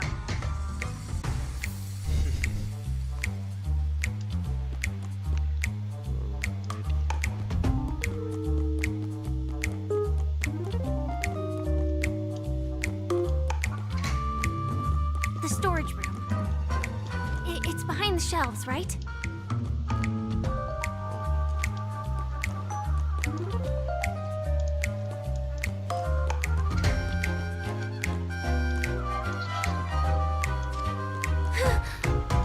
He wasn't lying.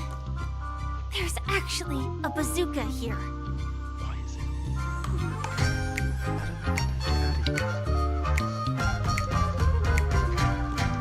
YOLO.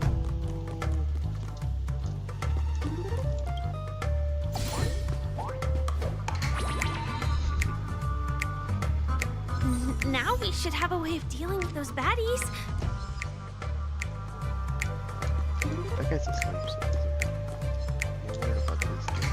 This thing feels just like the soaring locust too. You can blow that up. Shit, what if I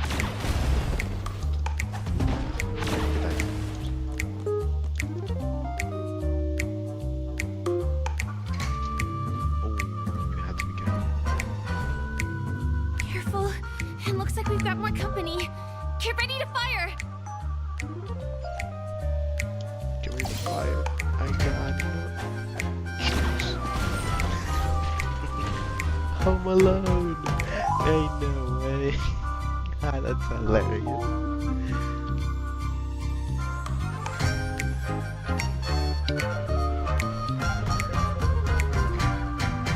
Here we go again. But no big deal. We're pretty handy with this bazooka now.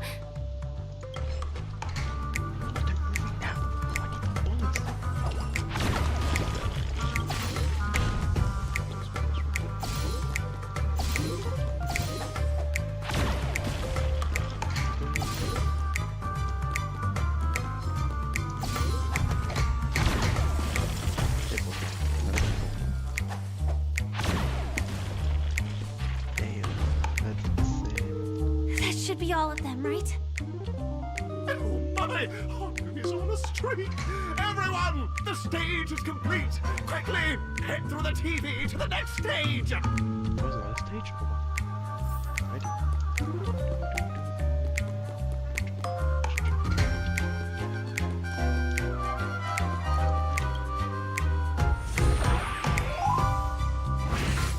Well, that's that.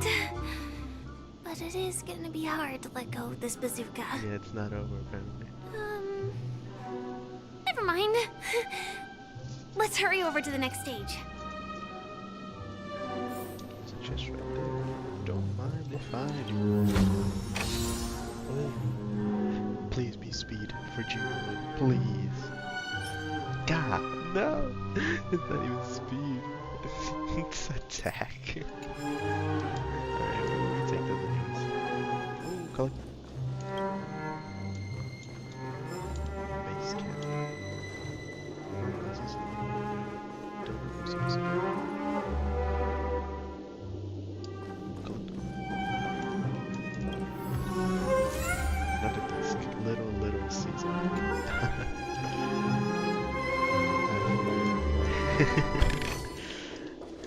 And it's been rough trying to build for Jing Yuan.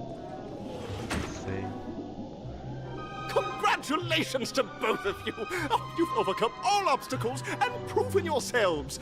But, unfortunately, there is only one who can be Penacony's festive superstar.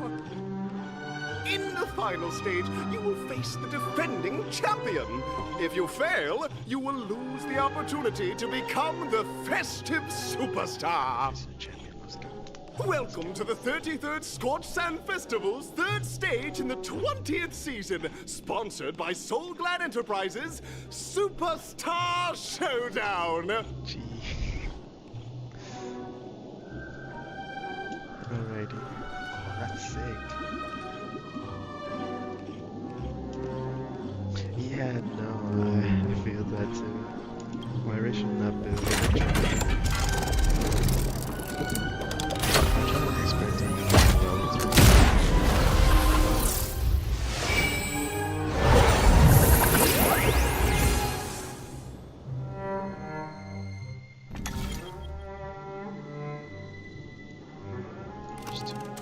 Superstar and Arena 2. Let's even go for Arena 2.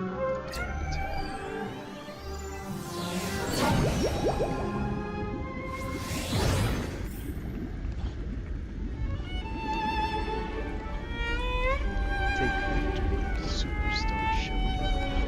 Right. Oh no. No, ain't no way. Ain't no way we're fighting this guy. We're fighting Argenti. Let's go. That means that we're actually fighting him. And me just swap my team as well. Alright, this is the actual good team. Actually no. I think I had a team. Was it this? He is back. Cause he's let me go with this team. Name a team.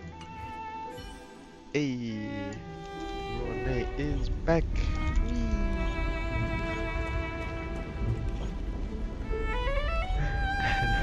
Flashback. When he first got introduced in the side quests, the character quests, I lost him. No way. I think I just saw someone extraordinary. It do be Argenti. I remember losing to him once, and then the second time was easier because I was able to swap. Argenti. Hell yeah. Anyway. Sound lingers. Let's do that first. Just in case. Oh jeez, it looks weird. Huh? Why can't I hear I made the better Argenti win. Huh, that's weird. I don't hear the dialogue. They just mute this guy. Are you a Knight of Beauty? So the red-haired contestant was you all along.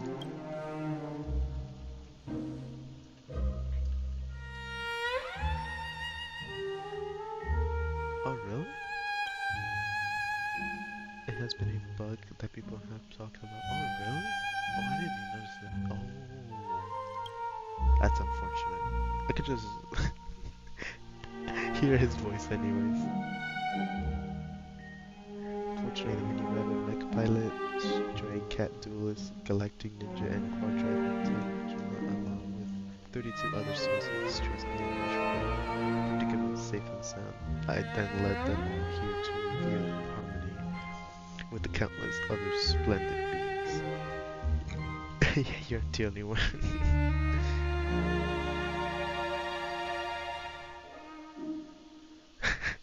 You're quite the savior, aren't you? I do not deserve such praise. Unfortunately, that dashing IPC ambassador. Oh, damn. Why is it go so fast? I'm not gonna lie, Argenti was the last person expected. To see yeah! I did not expect to see Argenti here. Let's get back to them. Since fate has brought us together, it stands to reason that we both seek the absolute of the auction's victory, correct? Though upon arrival, I was once mistaken for a towering, silver-armored fugitive with fiery red flames due to my lack of... Oh! You mean Sam? It matters not, for all these trials start from the land of dreams beauty.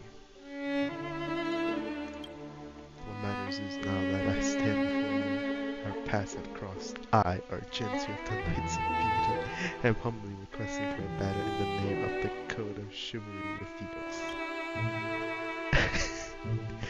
If I am fortunate enough to emerge victorious, kindly grant me passage to the crown of victory and recognize that Artrella, the beauty, is the most peerless beauty of them all. Alrighty, we're fighting this guy. Eternal. And it had Bear witness to confidence. Soon to be departed. And it's Sag. Rise to the challenge. Rigid and pleasing.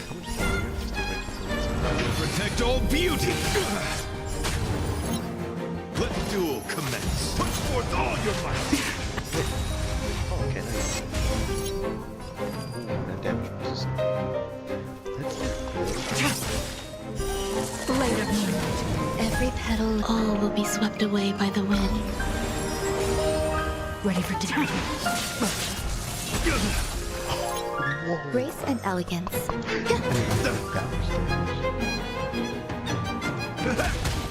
My own beauty is eternal. Nowhere to run. Rise to the challenge. Yes. Confess. Stay away. Existence is unity. How's this take? My gratitude is yours, my friends. Indulge yourselves! All will be revealed in lunar flame. It ain't over. Behold, this symbol of pure Till I see that light once more. I will protect all beauty.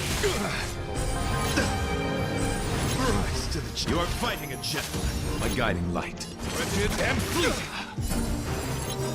Until I see that light once more. I will protect all beauty.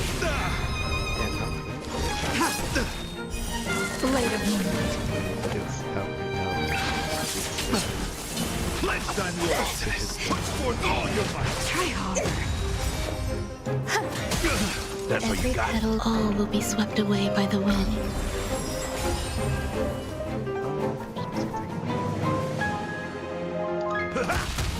My oath is to beauty is eternal.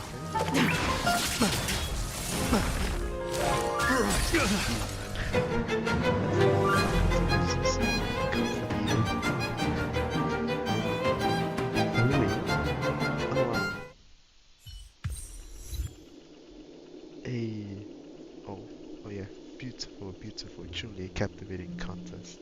It is through you that I've realized to uphold the honor of a driller, I must further hone my skills. What a beautiful lesson indeed.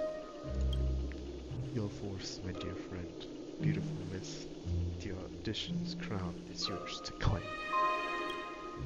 I shall remain here, gazing from afar as you bask in the limelight, joining the audience and offering you the most heartfelt cheers and applause. We don't have much time. May fate allow us to meet again, Knight of Beauty. In that case, let's make our way to the end. Penacony's really thronging with talent. I hope we make it in time. Reach the finish line. Just in case. We're pulling out the seam again. Just to be safe. Because I don't know what's coming up after this.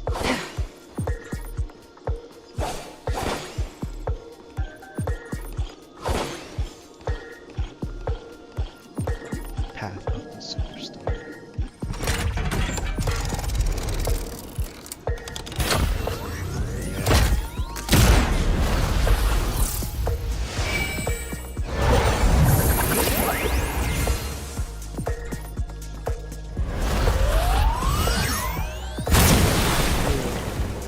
That's pretty cool. Pass through the path of the Superstars to reach Penacony Grand Theater. Ooh.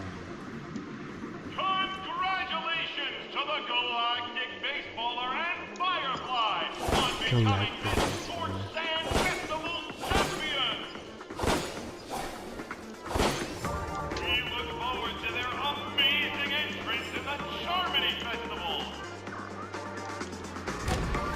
Let's give a round of applause to our aspiring young guests!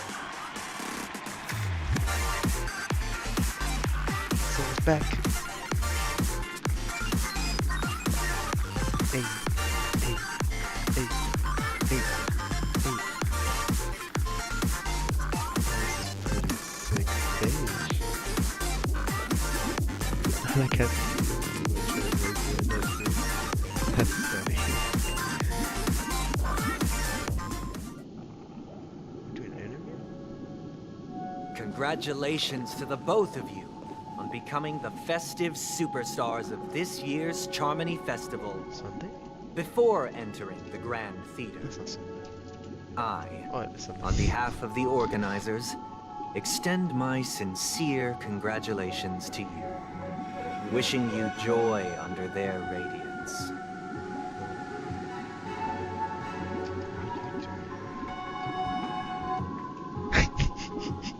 The last one. All I get are specific congratulations. Where are my stellar jades? What are you doing here? As previously promised, my sister, Mr. Yang, and I have met with the Dream Master.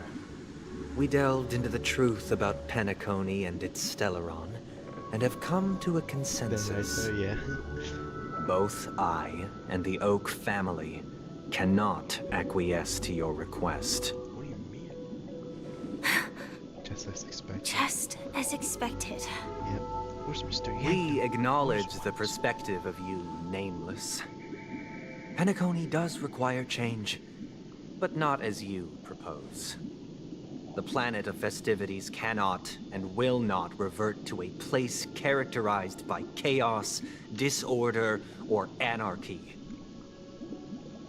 Through your journey of overcoming obstacles, you must have glimpsed the essence of that era.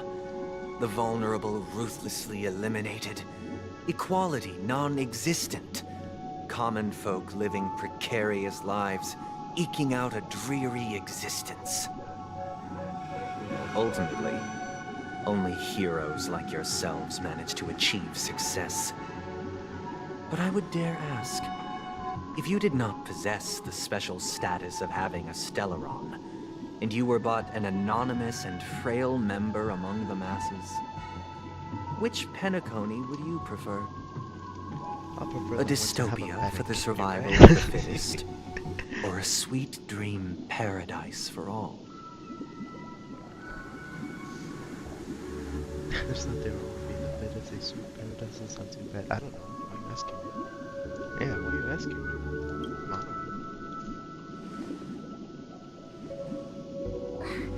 That's not the point! Don't let him mislead you! Mr. Sunday, Even if the members of the Oak family can't fully agree on what to do about the Stellaron, now's not exactly the time to be holding an extensive discourse about Penacony's past and future, is it? The Stellaron issue concerns the life and death of everyone on Penacony. If anyone has a better suggestion, the crew is more than willing to listen. Also, it'd be best to tell us the ins and outs of that meeting. This way, we'll at least know what Welt and Ms. Robin are dealing with, and the reason why they failed to make our appointment. Yeah. Ah, Navigator. That is precisely my intention. With all present, let's begin by discussing the details of that meeting. Let's talk about our tribulations and choices, our ideals and beliefs, and our final course of action. The only path to take.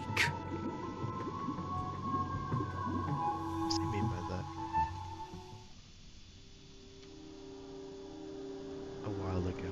You mean to say that for the longest time, there have been scoundrels who would use the Charmony Festival that I have bequeathed to the masses as a tool to realize their ambition? Indeed, Dream Master. Once the Charmony Festival begins, the Stellaron's powers, along with the song, will be broadcast across the entire planet of Penacony. And then everyone in their dreams will be unable to awaken. This is indeed surprising to me. The dreamscape is maintained by the collective effort of the 5 families.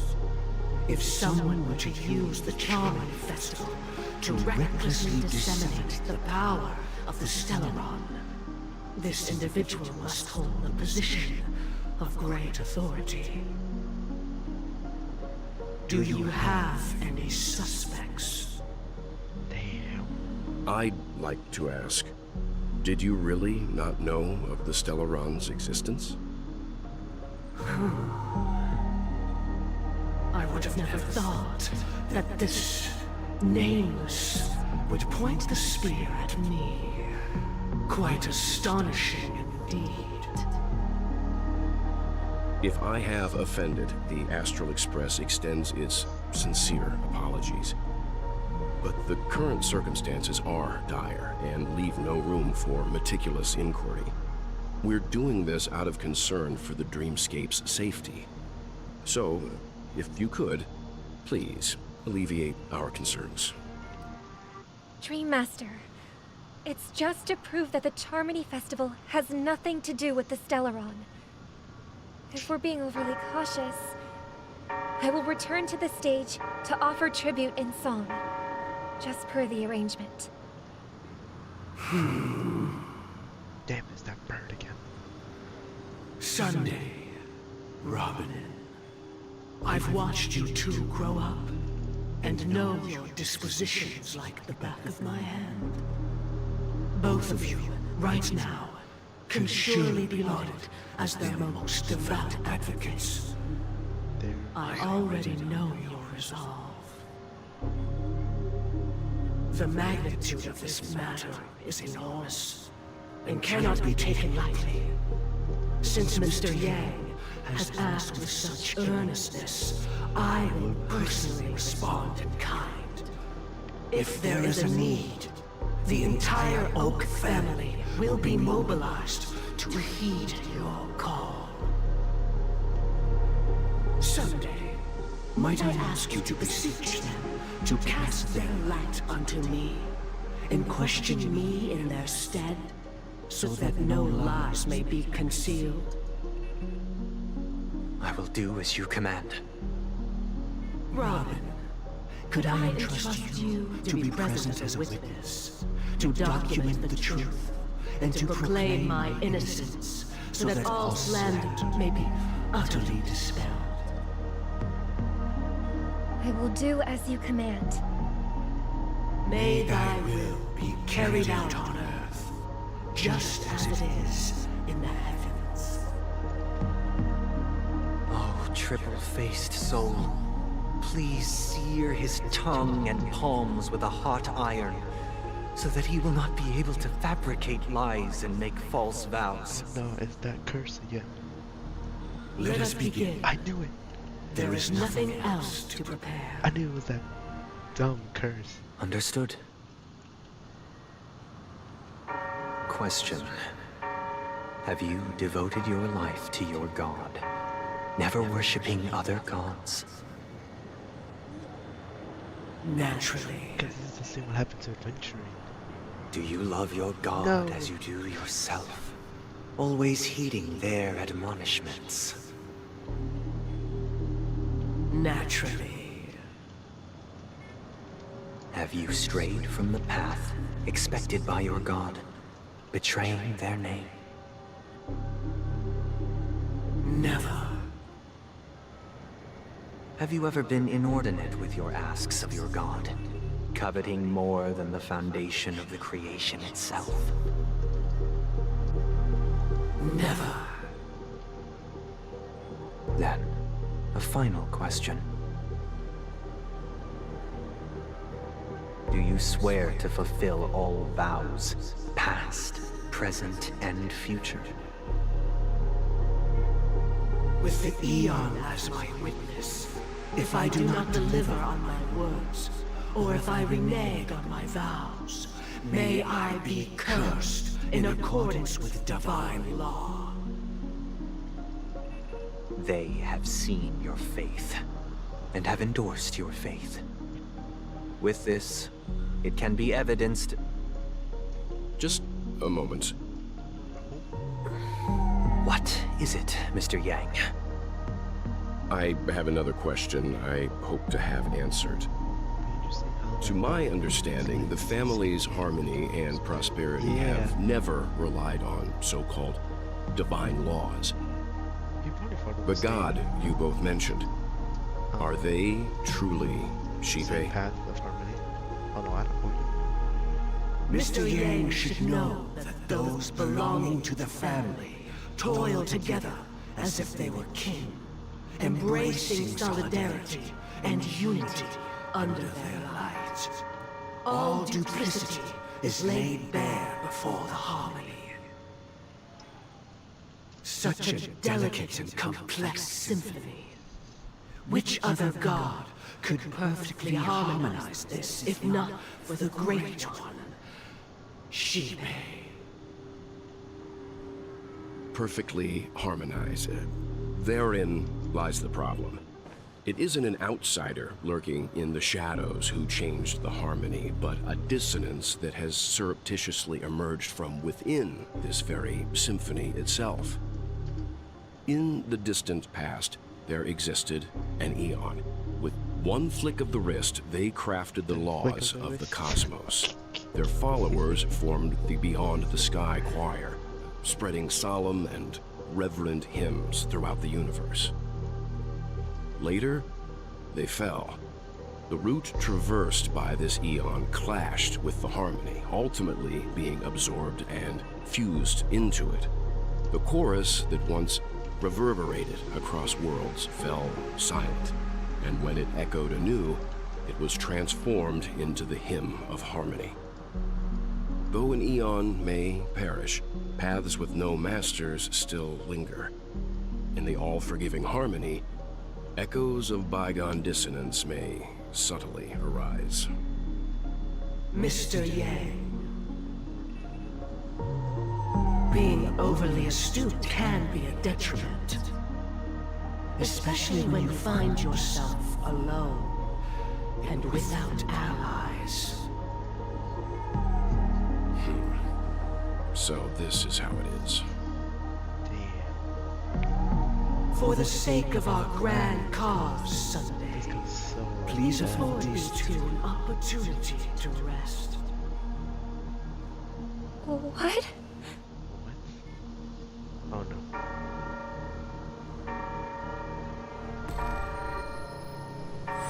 No. Sorry, Robin. It's just you.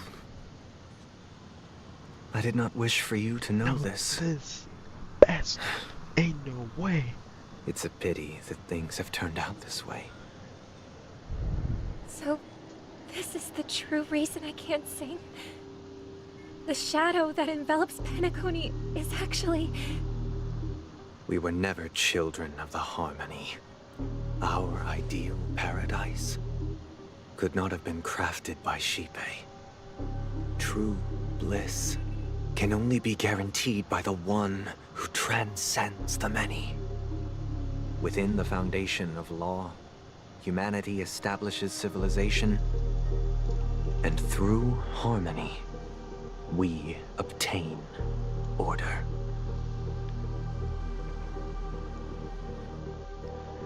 Damn it, Sunday. Unbelievable. To think that there would be remnants of the Order on Penacony. Sunday was the reason. Looks like it. What have you done with Mr. Yang and Miss Robin? Don't worry. I just gave them some time alone to ponder their fates. You sick You should person. know that these actions make you an enemy of the Astral Express. I'm gonna kick your Should ass we right need to now. stand against the Nameless, it would only be myself and the Oak family involved. But we haven't reached that point yet, have we? Your efforts for the justice of Penacony are evident to everyone, and have been widely observed.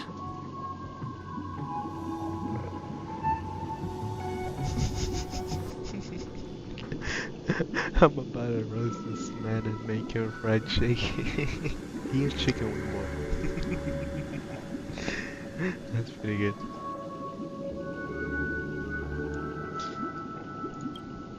Oh, I intend to.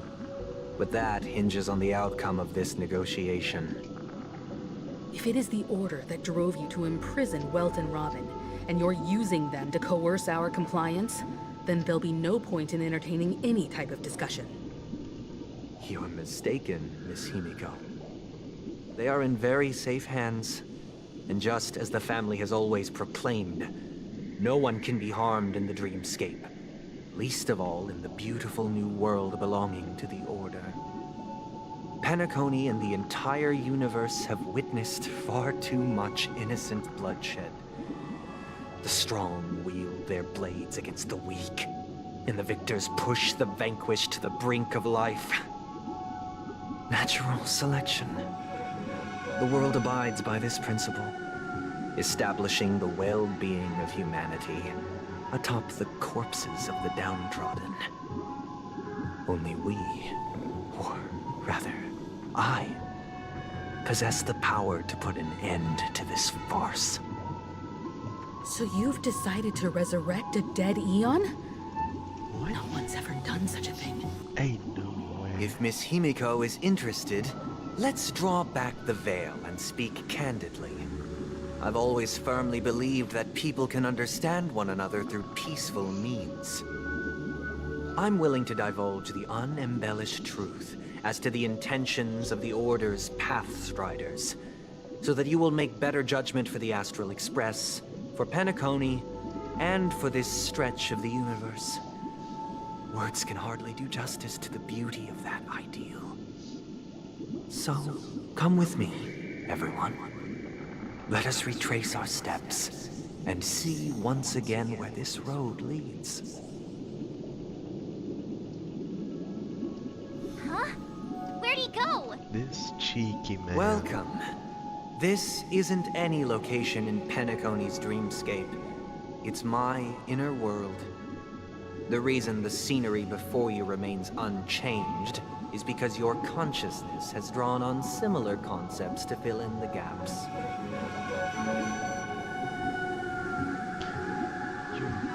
Did you do the same to Welt? It's a tuning process. Stronger in effect and more draining on the mind. The gray-haired guest has experienced it before, so she should understand what it entails. Tuning allows you to intuitively grasp my feelings, which also means that I cannot hide anything from you. Now, everyone, please look at the huge screen. The road we once took begins here. From this point on, you will witness the numerous decisions I've faced. I've selected a portion of these to share with you. What is that? I mean, this is the one we saw yesterday. The dove. That resembles Robin. This one kind of represents well. Oh, damn, no. I believe after going through similar predicaments, you'll be able to better understand my thoughts. Let's begin. The first decision. A story about a baby bird.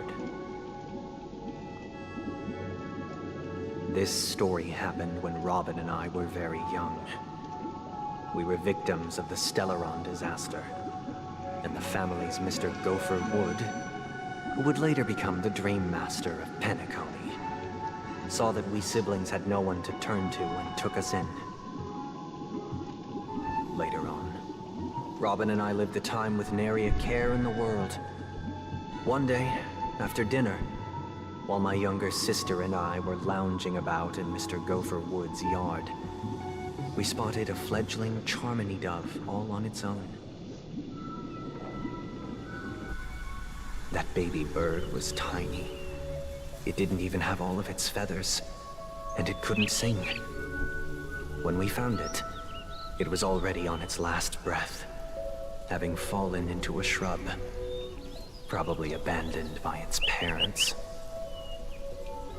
We decided to build a nest for it right there and then. However, thinking back, that winter was unusually cold, with fierce winds at night in the yard, not to mention the many poisonous bugs and wild beasts in the vicinity. It was clear that if we left the fledgling in the yard, it stood no chance of surviving until spring. So, I suggested we take it inside, place it on the shelf by the window, and asked the adults to fashion a cage for it. We decided that when it regained its strength enough to spread its wings, we would release it back into the wild. The tragic part, something that we'd never considered, was that this bird's fate had already been determined long before this moment. Its destiny was determined by our momentary whim. Now, I pass the power of choice to you all. Faced with this situation, what choice would you make? Stick to the original plan, and build a nest with soft net where the Charmony dove fell. Or build a cage for it, and feed it, giving it the utmost care from within the warmth of a home. I eagerly await your answer. Oh no. No, we have to pick. Oh my god, man. Build a bird nest on the spot, or build a cage for the little Charmony dove. Option what's up with the others and see what I think. This was going to I can't decipher his intentions right now, but based solely on that question, I would probably choose to build that dove a cage. Even if I was gonna release it back into the sky, it'd have to be strong enough to fly first. If I left it where I found it, I fear it'd never get the chance to fly ever again.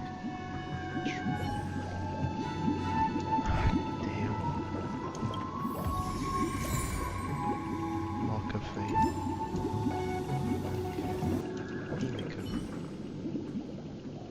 It looks like he really has no intention of imprisoning us. If it's just a quiz, I suppose it's fine to humor him. Back to the question. I would personally choose to build the little Charmony dove a cage. No special reason. I do think that a fledgling should have the right to fly into the sky. But if it can't even live to that point, then there's nothing to talk about to begin with. True. Let's see what Marsh says. That guy just casually throws this kind of question at us? What exactly is his deal? But fine. I'll answer, I guess. If it were me, I guess I'd choose to build a cage for the little Charmony dove. After all, leaving it there, it's bound to get hurt by wild animals or something. And that'd just be too sad. Damn. Everyone says to build a cage. Which is crazy.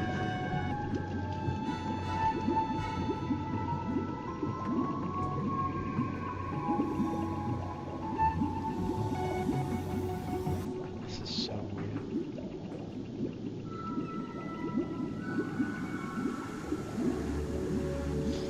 Damn. I'm gonna go with what everyone else says. Build a cage for the little. Ah, damn, this is so intense.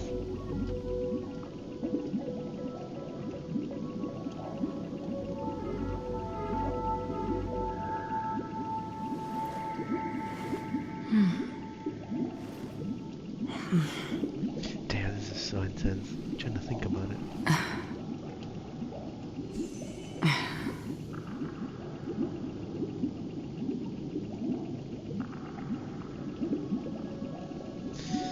Let's do this.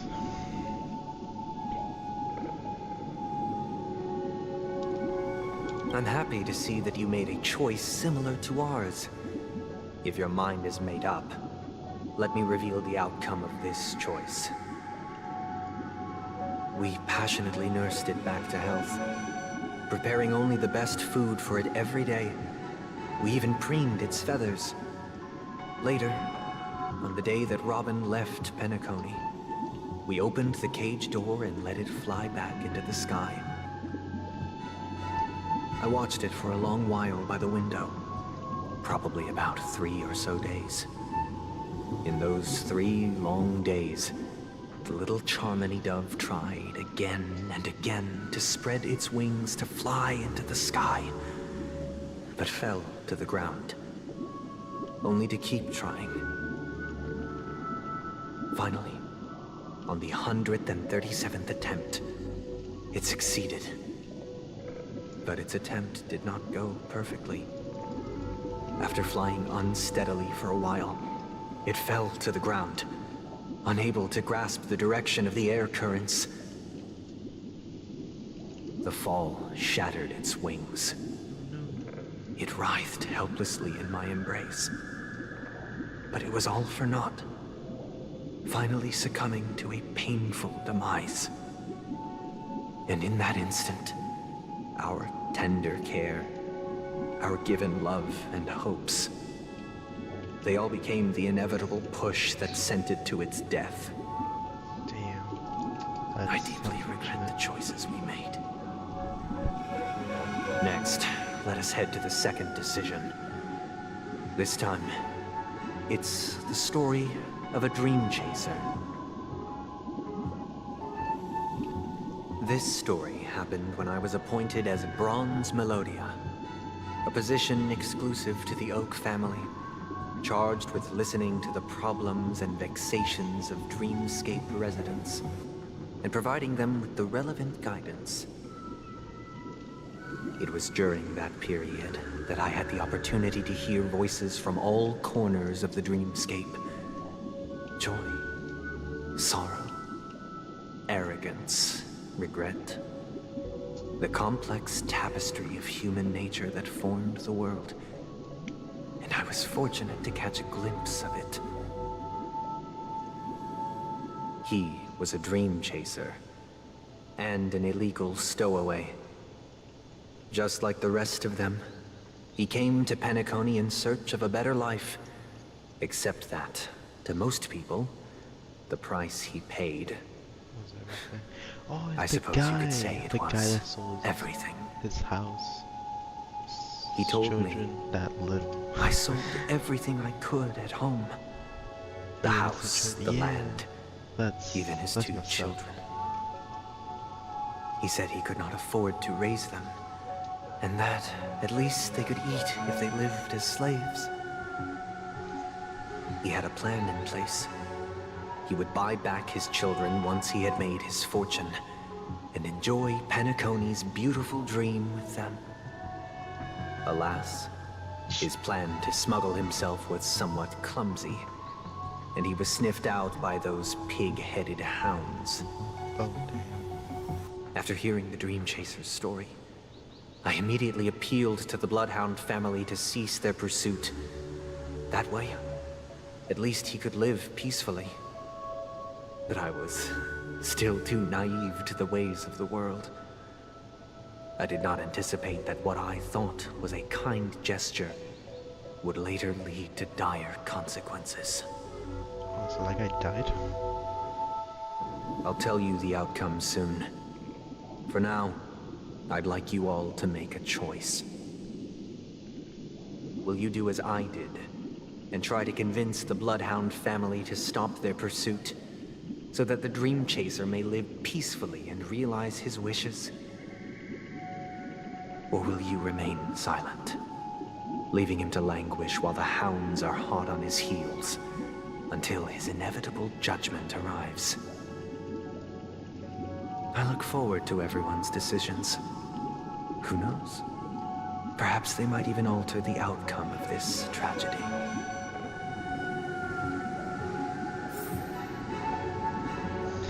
Damn, are you serious? Another one? Okay. We'll just check the others, see what we think.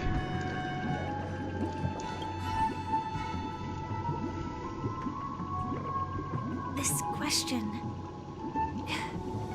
Surely it has some connection to the baby bird story. And this connection is precisely the breakthrough Sunday aims to use to persuade us. I'd probably choose to ask the Bloodhounds to cease their pursuit. Ask the Bloodhounds to cease their pursuit.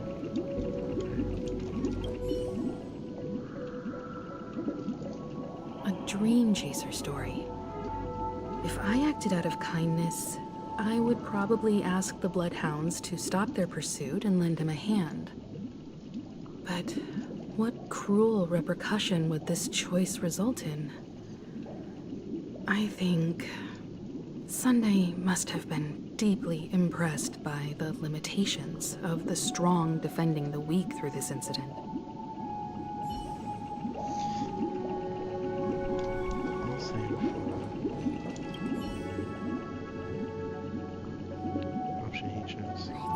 Illegal stowaways are really quite common on Penacony. But that guy in the story, I don't think he deserves any sympathy at all. He sold his kids to chase a dream. Even if he intended to go back for them, it's still insanely irresponsible. With that thought, there's only one choice. Let the Bloodhounds send him back home. This person deserves to be punished.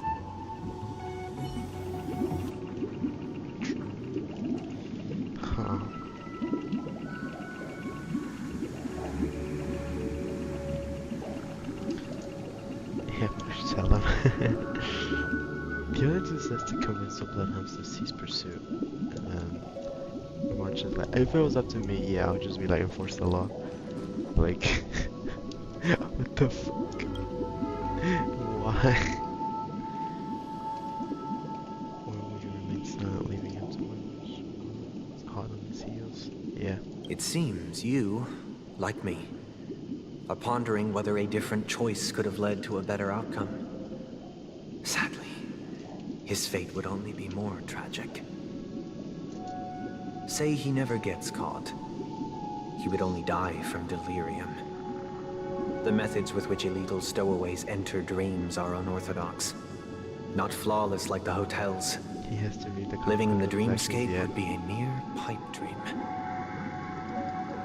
Should he be apprehended? Could the hounds afford to turn a blind eye? The answer is a definitive no. They couldn't bear the resulting consequences, and thus wouldn't dare extend a helping hand. As to your choice, I once again offer my heartfelt apologies. Next comes the third and final decision. And the story this time is my own. This story happened the day I was appointed the Oak family head. At that time, Mr. Gopherwood was the current Dream Master. And as per his wish, we had a private conversation. What surprised me was that the Dream Master had only come to deliver a letter to me. He let me read its contents, and it was a letter from my sister. The letter contained the usual pleasantries, anecdotes from her travels, nothing out of the ordinary. Just as I started wondering how this letter related to our discussion, the Dream Master began to speak. Do you know who wrote this letter?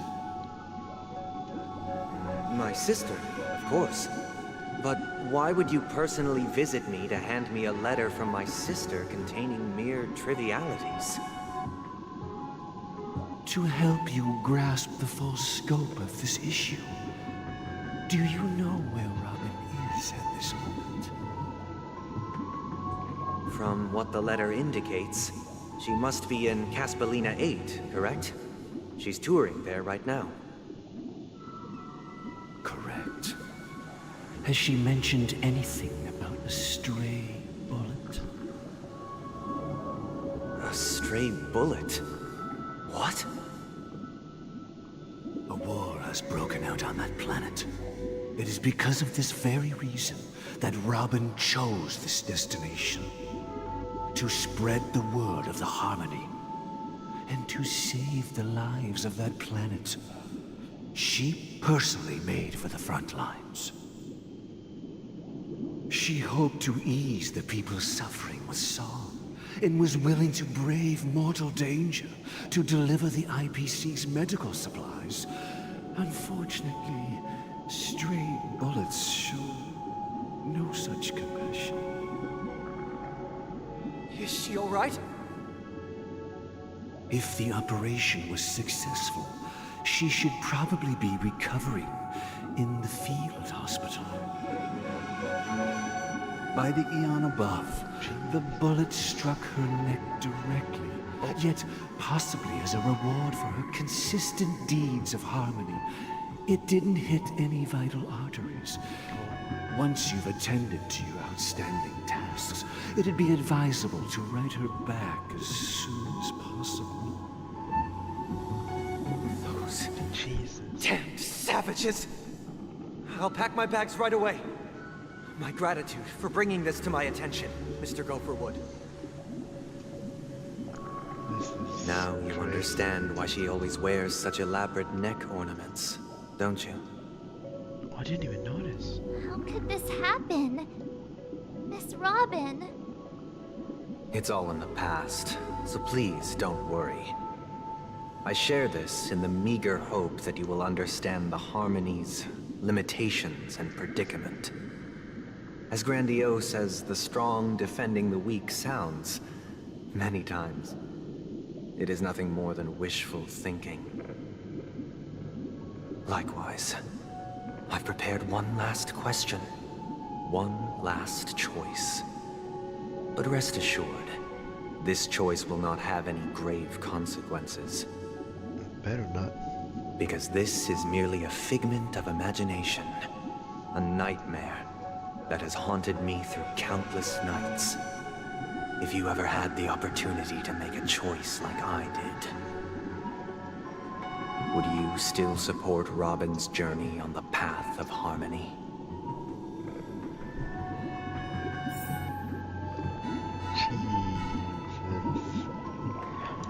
Once again, let's talk about their companions. I can't believe that happened to Miss Robin. The strong defending the weak is a great mantra, but if I had to pay such a price, I don't know what I'd do.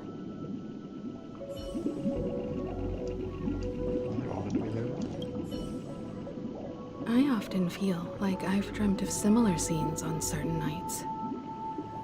In the dream, I see blurry faces. I don't know who they are, but I sympathize with all of them. Fighting for survival against some unfathomable force. Their confusion and fear are lucid to me. But I also remember they chose never to give up. Just like Miss Robin. If Mr. Sunday's question leaves you puzzled, you should find the answer from your own experiences. With each trailblaze, dangers and tribulations will surely follow. But would you ever back away? No. Would you stop March and Don Hung from reaching their next destination? No. I believe you have an answer of your own in your heart.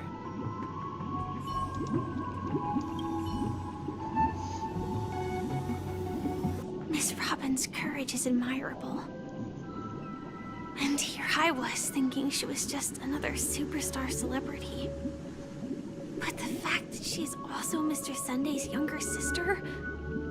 No, I doubt he'd wish harm on his own flesh and blood, no matter how grand the ambition.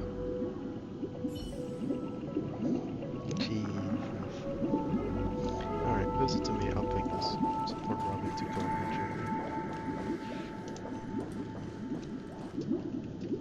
I always support Robin. Will you make this choice? Ow, my eye. Ow.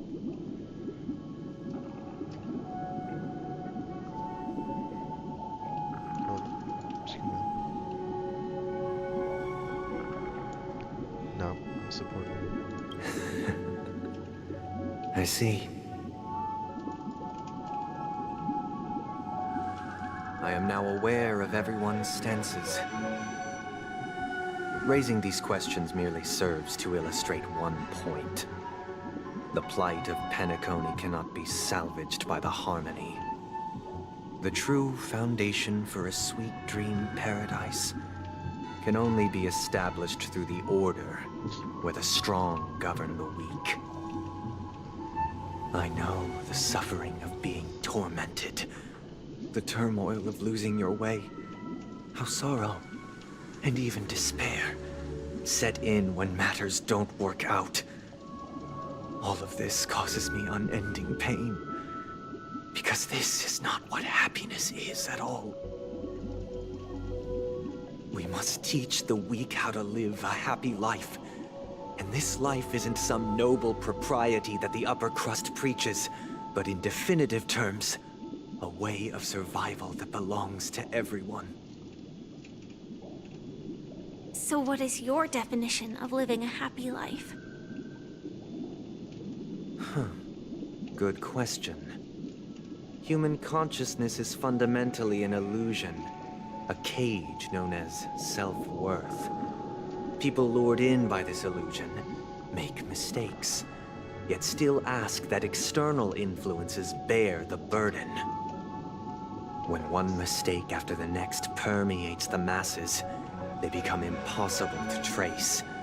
Thus, the amassing of these individual cages culminate to form a prison, a place dictated only by the rule of survival of the fittest. Nature is always accompanied by predation and sacrifice. Its antithesis is known as order. That is what I want to do. Unite people's happiness under the banner of order. They won't need to make bitter choices any longer, nor face the weaknesses of humanity. They can cast aside their primal instincts to build a haven for mankind. Simply describing thoughts is far too abstract, so allow me to provide a simple example. As you all may know, there are societal norms like weekends and long weekends that exist on some worlds. During these hard-earned rest days, people are given the chance to extricate themselves from the stresses of everyday life, allowing a certain tranquility to return to their souls. And it is only on these days That people do not have to adhere to the law where the strong prey on the weak. They can live out their lives happily during these brief intermissions. It's just a pity that 2 or 3 days are still too fleeting compared to the span of a lifetime. From where I stand, society's ideal system should be 7 rest days. Following Sunday, there should ensue a second, a third, and indeed an infinite procession of Sundays. This should be the face of the new world. Idyllic, eternal, peaceful days. And thus, every person can return to their base selves in this utopia. Some gaze in reverence at the stars, pouring their whole beings into calculating the distance between us and the isolated world of Pagana. Meanwhile, some seek refuge in quiet corners, holding one another, unencumbered by the chains of unwelcome obligations. There would be no need to bear the hardships of reality. Only in this way can humanity face the inevitable end with the purest of spirit. Living a life of dignity. This is what it is to live in bliss. Miss Firefly, you who are stricken with entropy loss syndrome, you of all would surely understand this.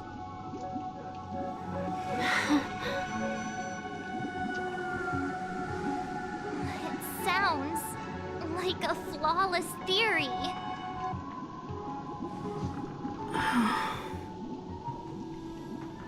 But what is the price to attain all this?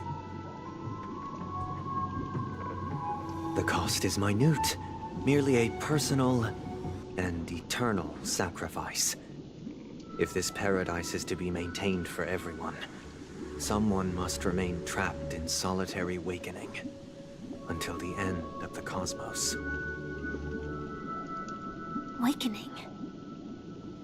Which means that this so-called paradise is still a dream. Stepping into this paradise means forsaking reality, correct? It is not forsaking, but transcending. Flesh, blood, sorrow, weakness. If the physical is the root of spiritual suffering, it is only logical that we defeat it. But in this supposed bliss, people won't have defeated their demons. The chance to overcome their tribulations would be forever lost to them. In other words, it is an escape. That's another way of understanding it. But there is no shame in escape. On the contrary, the seeds of escape exist in everyone's hearts. Don't you agree, Miss Firefly? And as to why we sleep, it is because we are afraid to awaken from our dreams. But this is not in conflict with the grand plan. Only in acknowledging this can we truly understand the frailty of human nature, and from there, show compassion and protection.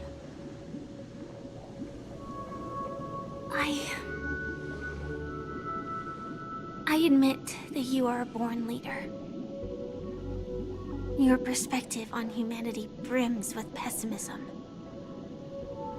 Yet you express compassion for all, even when your heart pities them.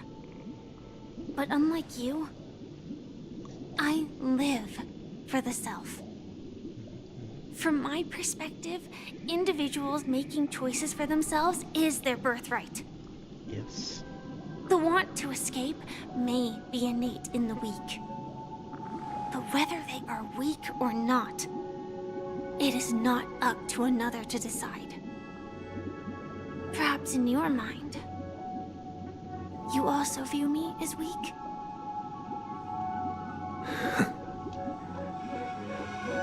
Because I don't think so. Since Miss Firefly has said her piece, the Astral Express will also naturally give you our answer. We'll leave it to you. Just as Mr. McHale instructed before. Tell him our choice.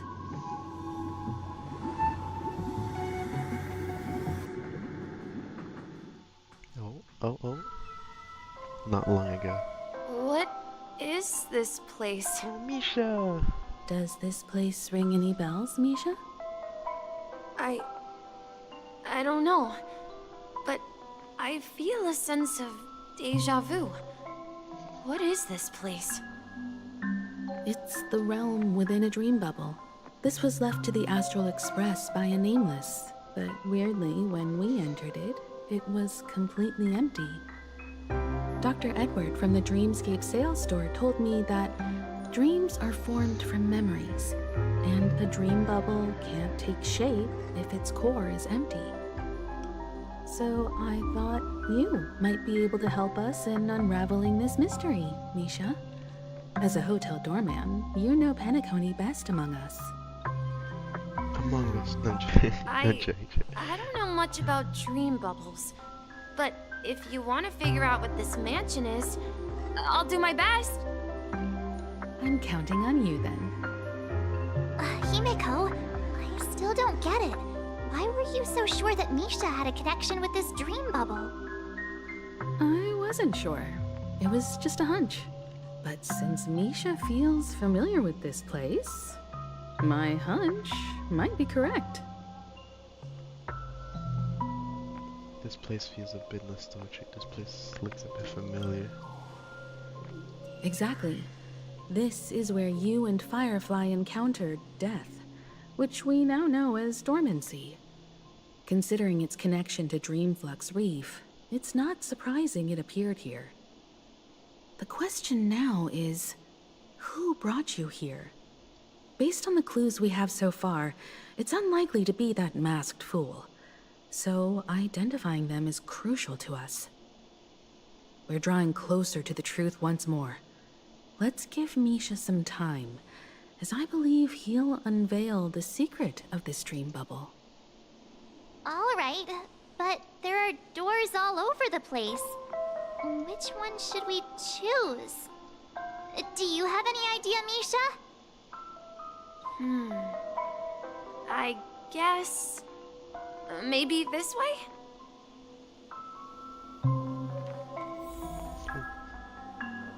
I'm not entirely sure, but... let's give it a try. Wait, you managed to choose the right door on... Weird. Damn. This place is quite different from the hotel.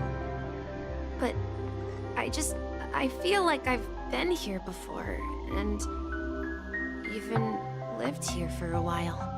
Oh. If I remember correctly, there should be a fireplace down that hallway. Clocky and I used to sit by the fire, listening to the crackling of firewood. And the room on the other side was a toy room. I loved spreading out all the toys from the box on the floor and making up stories for each of them. Hold on. This doesn't make sense. Didn't I grow up in Dreamflux Reef? So, what is this place? This could be a case of amnesia. Don't worry, Misha. It's common for everyone to forget certain aspects of the past. Those memories haven't vanished. They're just lying in the depths of your mind. We can surely get them back. Since this place seems familiar to you, why don't we explore a few more rooms and see if you can recall anything more? Yeah, then let's check out the rooms I just mentioned.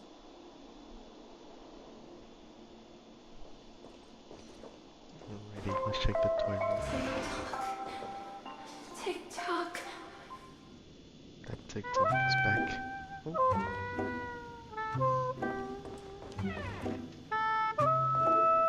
I heard some noises from the room. Origami bird? That's a friend of mine. you and Origami Bird are friends? Yeah. It's a member of the Compass crew, just like Clocky and Miss Mirror. And there's more than just one Origami Bird. They are a big family with lots of brothers and sisters who look the same. Yeah, we spotted They them. follow Miss Mirror's orders and handle all sorts of jobs on the ship. They're the best sailors. Sailors? Can origami birds be sailors? Could you tell us more about the compass, Misha? The Compass is a ship bound for the New World. Clocky and his partners travel through layers of fog to the depths of the sea. Whenever there is danger, Clocky will use a compass and guide the ship in the right direction. That's a great story. But in the Penacony cartoon, Clocky and his partners have always lived in Dreamville and never ventured out, right? Huh? Oh. That does seem to be the case. Weird. I clearly remember Clocky arrived in the New World in the end. Perhaps Clocky has a hidden past. So, where has Clocky gone? Did he leave to protect Dreamville? This is an origami bird I made for you. It will protect you from harm. Protecting Dreamville. Just like they did with Clocky. What?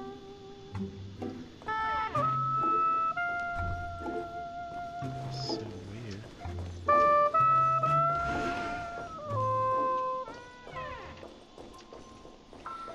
Tick-tock.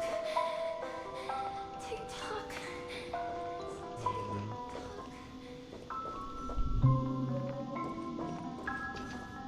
Mikhail, that's the name. Now we all know him as the Watchmaker. So, who is he talking to? Do you know anything about it, Misha? I'm sorry. I don't know much about the Watchmaker. But, Mikhail... Anything special about that name? Mikhail is Grandpa's name. Grandpa? Do you mean you're the Watchmaker's grandson? Ain't no way. We haven't heard anything about the Watchmaker having descendants. And the name Mikhail is not rare. Perhaps it's merely a coincidence. Could you tell us more about your grandpa, Mikhail? Yeah, sure. He was a seafarer who fearlessly ventured into mysterious seas and storms. He was always on the sea and had lots of friends who accompanied him on his travels. He didn't want me to call him Grandpa because that would make him sound old. He believed he was still young. The name Mikhail was given to him by his parents, Mihaly and Elise, both renowned seafarers. Every time he came back, he'd share his logbook with me and tell me about his adventures at sea. I want to become a great adventurer, just like him. It appears that the seafarer has nothing to do with the Watchmaker. So, perhaps it's just a coincidence? So, where is your grandpa now? He went off on a new journey, and it's been quite a while since I last saw him. I think I hear the sound of water. You once mentioned there's a magnificent fountain up ahead.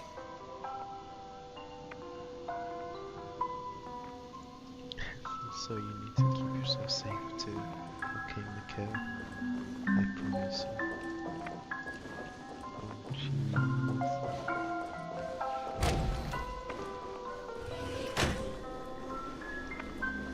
Look, there it is! This is wonderful. The water resembles a precious jewel embedded in the dreams of all seafarers. Every time I gaze at the shimmering lights beneath the waves, It feels as though I'm back in this place, standing by your side. Have you recalled anything, Misha? Yeah. I saw these sentences in Grandpa's logbook. He used to say that despite the perils of the sea, whenever he stood on the deck in the afternoon, overlooking the sparkling waves, he would think of this fountain in front of his house. He often said that those moments felt like returning to his family's side, and the difficulties at sea didn't seem quite as challenging. You know, I quite understand such sentiments. Don't sigh, we're okay, great. Talking like an elder.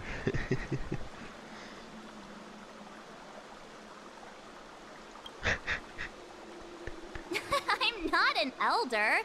I was just being a bit sentimental. Yeah, this is. Perhaps every adventurer far from home carries a fountain within their soul. Even though the other side of the sea remains shrouded in the unknown, the fountain in front of his house serves as a compass, leading him back to his cherished ones. Yeah. While Grandpa was at home, we would stand by the fountain and place the compass, a toy boat that I made, into the pool. Back then, I would ask him when I could go on adventures like him, and he would always laugh and say I was still too young. It seems this Mikhail is truly a seafarer and has nothing to do with the watchmaker. Yeah. Based on Misha's recollections, the scenes in the dream bubble appear to be his childhood memories.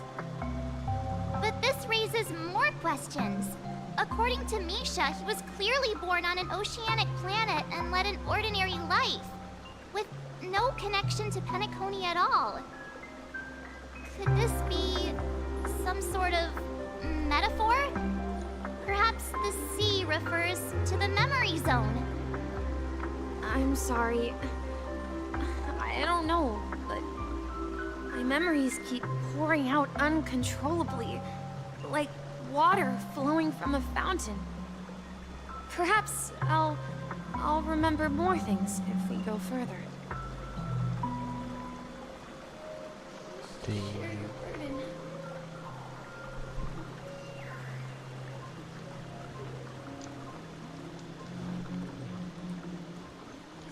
We're going to the opposite side, right? No, we should turn left here. I wish to share your burden.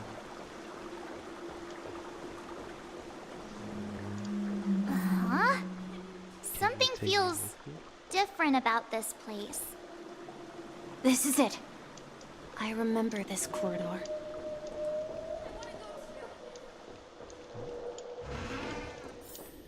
Up ahead is Grandpa's study. It was in that room that I saw him the last time. Oh, look at that. We've all had so many challenges. What is this?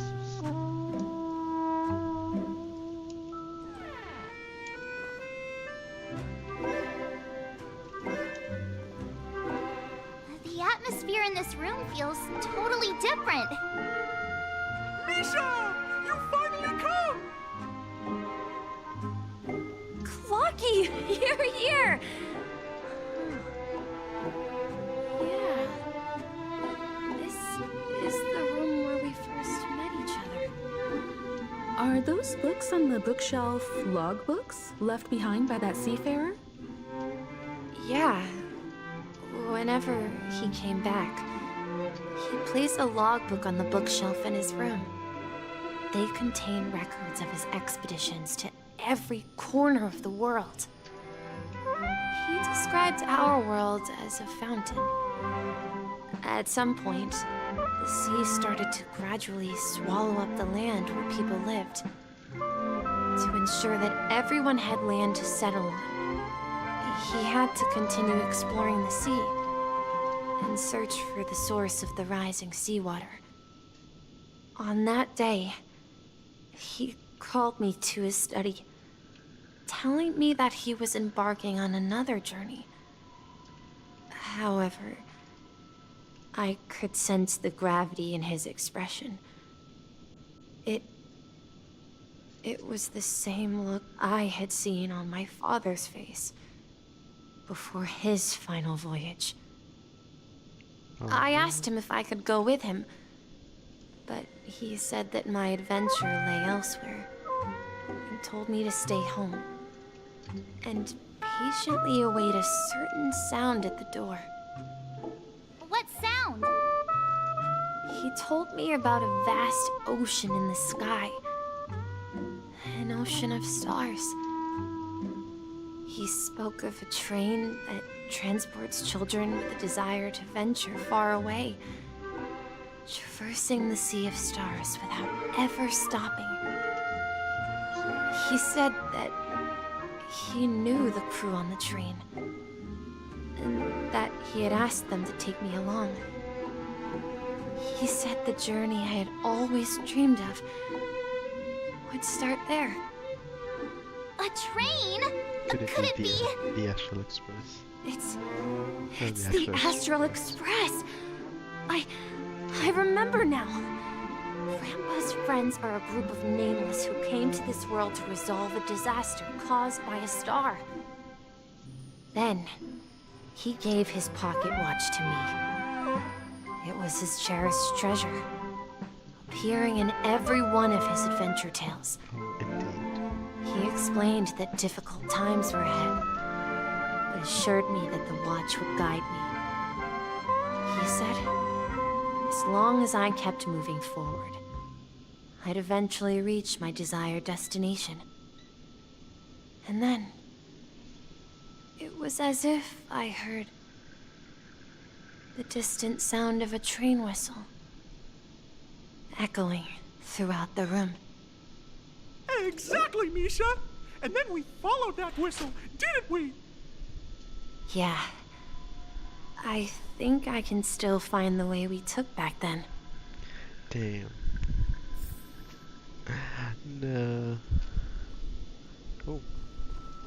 This is the dream jigsaw, right? So we're supposed to find the exit. But where can we find the last piece? Do you remember? You said you obtained a mysterious shard when you stumbled into this place. Hey, the shape seems to match. So this shard is also connected to Misha? It's low-key giving Looks like we're just one step from revealing the truth.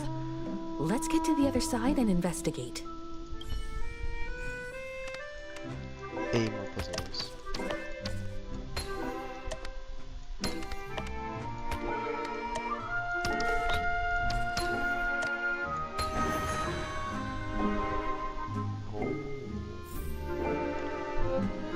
Specifically Kingdom Hearts 3. I actually haven't played the Kingdom Hearts series. I kind of want to though. I might do it. This is it. This is my room of clocks. It's great. While I spent my time waiting for Grandpa to return from his voyage, Walter gave me this workshop, and it became my secret base. Here, I learned how to repair clockwork and gears, out of my fondness for precision mechanics. I have to see. In my dreams, I was the captain of the compass, embarking on adventures with my companions, Clocky and Miss Mirror, in search of the new world. I was born and raised here. So, this building in the dream bubble is your childhood home? Yes, but not exactly. To be more precise, this dream bubble itself is my home. Looks like you've remembered everything now. Wait. Why does it feel like everyone else knows something I don't? Too bad I don't know either.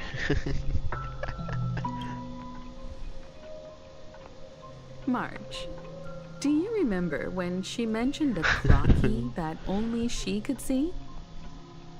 Yeah, the little guy here, right? But we all saw him in Dreamflux Reef, right? And Mr. Yang even greeted him. Looks like everyone on the Astral Express has a childlike spirit. The answer lies in the Astral Express. Her experience shows that neither Firefly nor Acheron can see this Clocky. And when we were in Dreamflux Reef, you may have noticed that for some reason, nobody outside of the crew had ever talked with Clocky. And we were...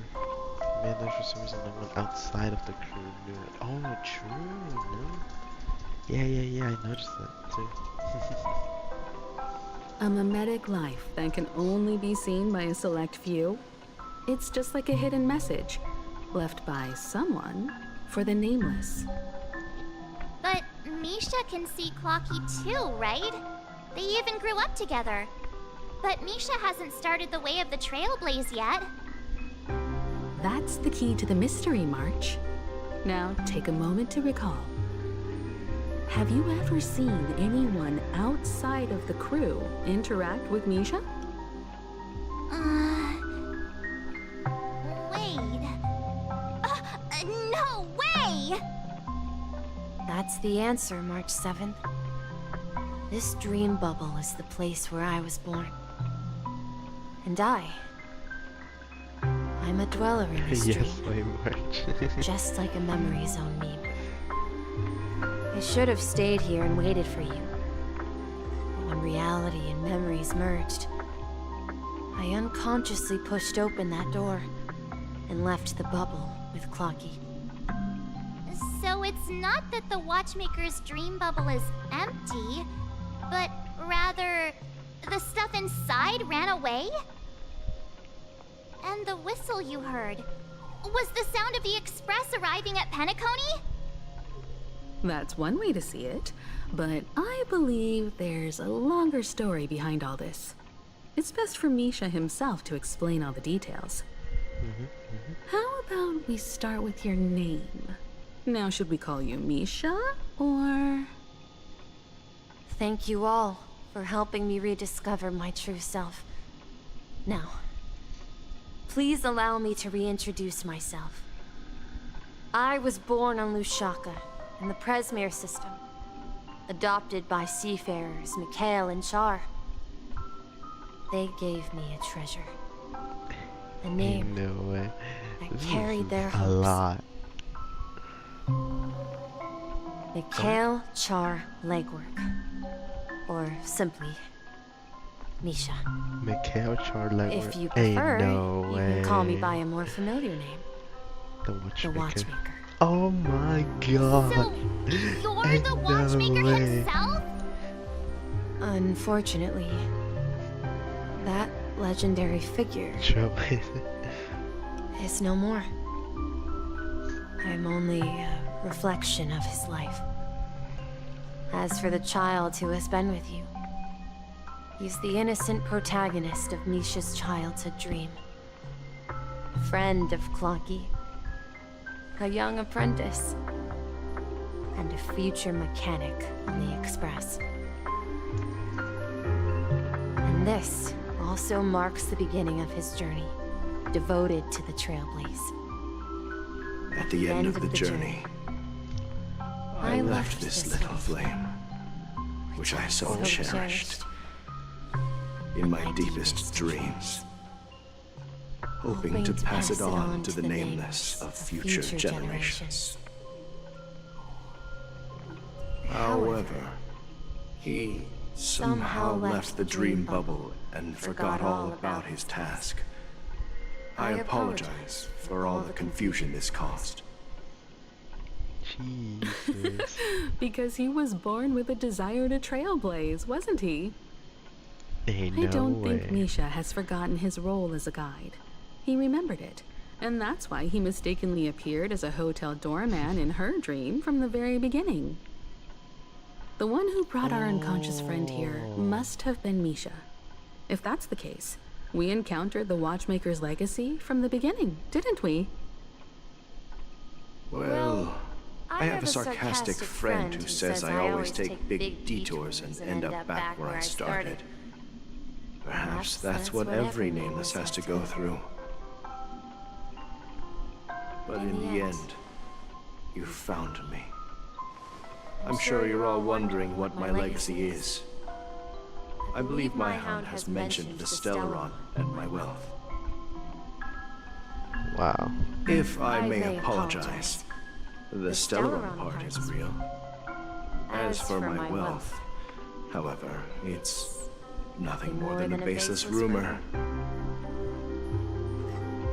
I left my homeland as a child and embarked on the journey of Trailblaze. I traveled to various planets until finally reaching Asdana, where my friends and I built the original Penacony and fought for its future ever since. I've been moving forward all my life, doing what I could to overcome the obstacles in my path. But ultimately, my journey reached its end, and I left behind no possessions worth entrusting. So, if you ask what's left within this worn-out train engine that can be called a legacy, I suppose it's the things that are still burning in the engine's furnace. Now that you're well aware of the current situation of Penacony, I certainly hope that you'll help me get this world back on track. But I'll leave that decision to you, for the path of Trailblaze is never paved by others. All I have for you is a story and 2 gifts. I want to give you my pocket watch. It has accompanied me throughout my long journey, guiding that naive child forward, and has been blessed with the presence of so many great people up to this day. And my hat, too. The one who navigated for me placed it on my head and planted a fanciful thought in my mind. The trailblazing expedition will never end. Now, it's time for you to make your choice. This is so well written. Once you've made up your mind, open that door and enter the long dream of an old man. I'll be waiting for you at the end of this corridor of time. All right, everyone. Let's make a decision. Although I don't think anyone will have any objections. I'll choose the Trailblaze. Of course. We've come this far. Surely there's no other option than moving forward. In that case, it's unanimous. Then let's proceed together to the end of this stream and tell Mikhail our decision. Damn. Open door.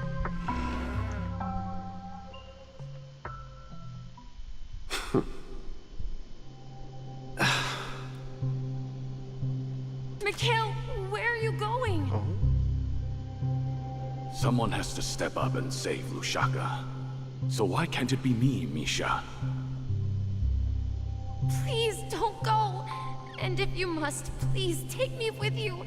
Don't leave me alone. Even without me, you know how to proceed forward, brave Captain Misha. The compass is waiting for you. Haven't you always wanted to be a better adventurer than me?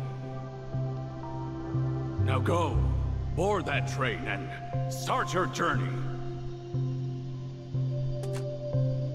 Where are you going, Mikhail? I'm going to clean the floor in the parlor car. I've promised the conductor. Wait, first tell me, did you fix this watch? Yeah? I know what it looked like before. Its chain was broken, the back case torn, and the marks on the dial all worn out. How did you manage to fix it? Well, it's hard to explain, but I knew it could be fixed. It's the hands, Mr. Amundsen. Its hands were intact and pointing in the right direction, so I knew there would be a way to fix the rest. I see. You'll work with me from now on. Haven't you always wanted to tinker with this train? You're its mechanic now. As for the conductor, I'll do the talking. But I only know how to fix watches. Don't worry. You've got what it takes. I'll teach you what you need to know. Where are you going, legwork? It's time to head to our next stop.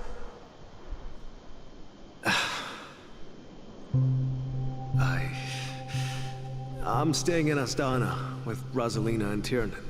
Astana. I see. This place reminds you of home. The people of Astana have only achieved a tiny victory, and still have a long way to go towards true freedom. Hanunu needs us. Don't worry, not all journeys lead to the stars. Even if I leave the Express, our path of Trailblaze will continue. Yeah. I knew you wouldn't stay on the Express forever. Leave in peace, my friend. And, take this with you. This is Mr. Amundsen's hat. What's the hat? But why? When he departed, he said he would leave it to his best student. Well, I suppose the time has come. Farewell, legwork. Take care of Tiernan and Rosalina. And don't forget to write to us.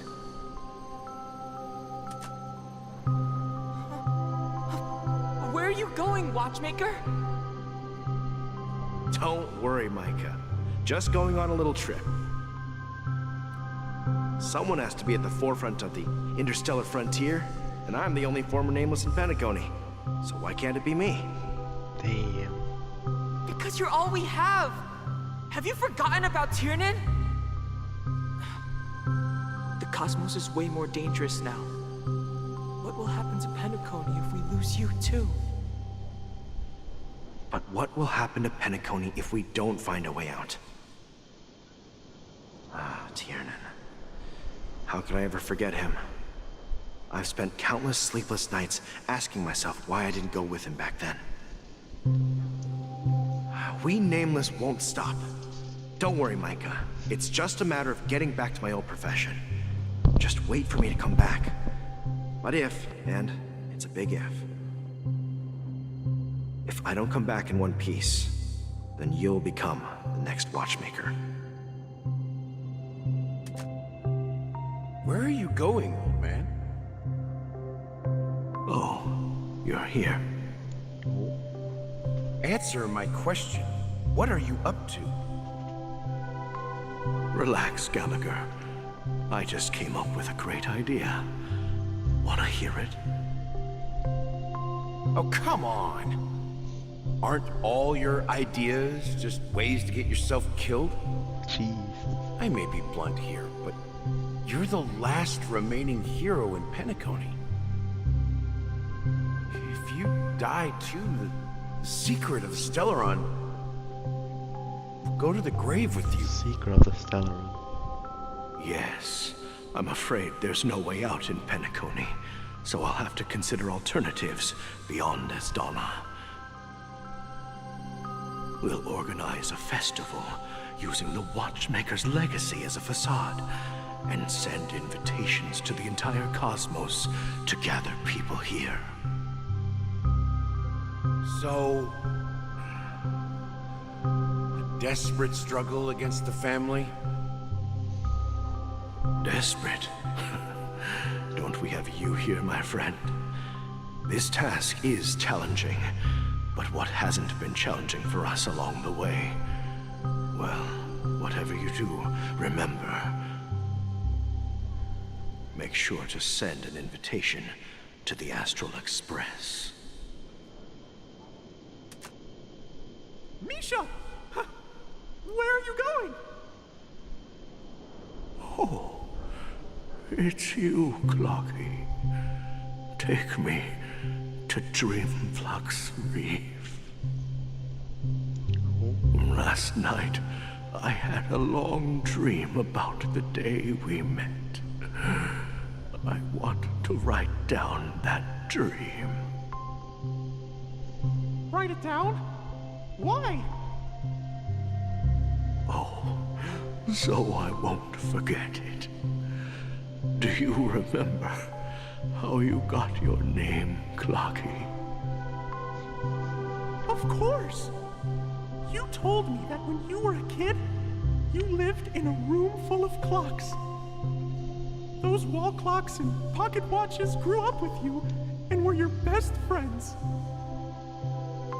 Yes, but what I didn't mention was there's a funny misunderstanding behind it. I was a kid, and there was always a special pocket watch in my memories.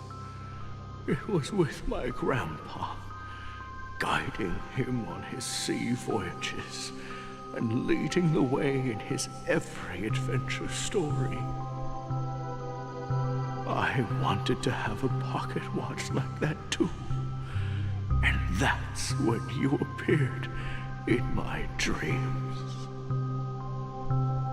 Yeah.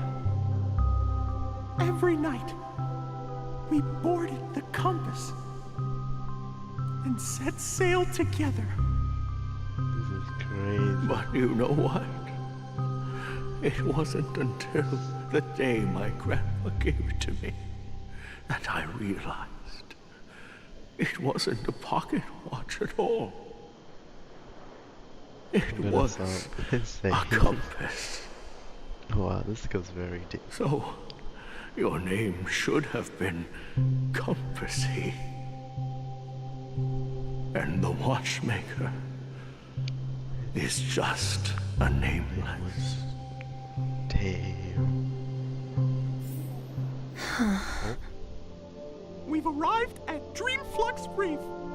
So, where to next? Take a rest in the moonlight. You know, Clocky, I don't What is think this? I'll be going anywhere else.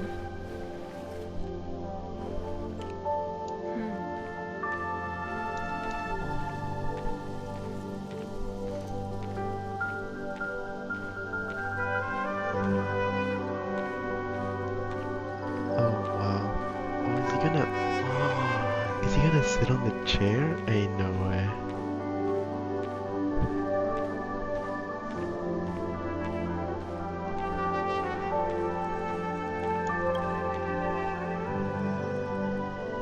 I've traveled far enough. It's time for a little break. Oh. So, we'll set out again. When you're rested? No, I'll stay here. And then, this is where it ends. This is where it ends? What do you mean, Misha? You told me that the trailblazing expedition would never end. Yeah, that's what I said. So now, it's up to you to decide your next destination. My next destination? What's that supposed to be? I've been following you. Misha? You're acting weird today. If you're feeling down, we can just do what we usually do. With the clockwork. No, I'm not feeling down. As for clockwork, yeah, It resolves all problems in this dream.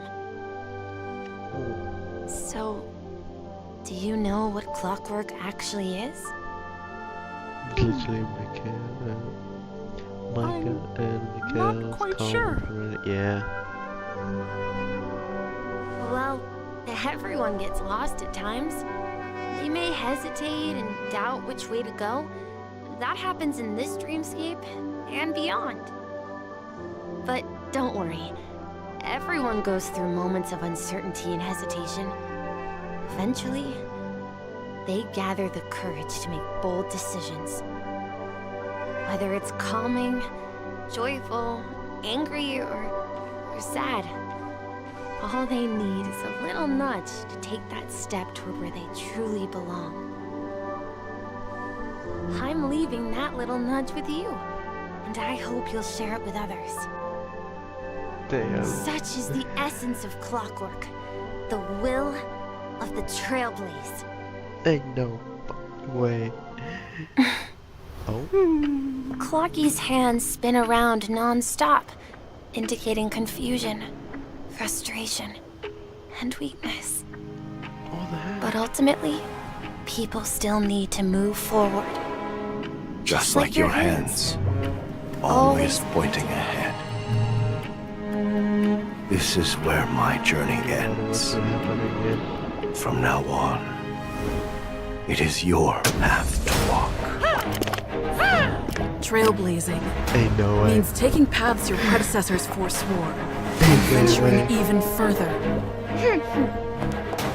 The Penacony in Mikhail's dreams does not belong to order. Oh my god, I know. Yo, that was awesome. Oh my god. Take that Sunday, you I can't believe that Eon would cast a glance at Penacony at a time like this. Cheers, holy sh— Is yeah. it because of the resonance from the legacy of the Trailblaze? Or perhaps the bond between you is so strong that it even impresses an Eon? Well, there might be another possibility. Perhaps they want to witness, on behalf of the fallen Eons, who will hold the future of Penacony. If that's the case, on behalf of the Dream Master of Penacony and the 107,336 members of the Oak family, I'm extending a formal invitation to all of you. I'm cordially inviting you all to the Penacony Grand Theater to participate in the upcoming Charmony Festival. And, of course, you won't be in the audience, but on center stage. Since the future of the Stellaron, Penacony, and even the entire cosmos is at stake, let's draw a conclusion there, in all fairness. If you truly believe in Akavili's path, then show me their courage and determination.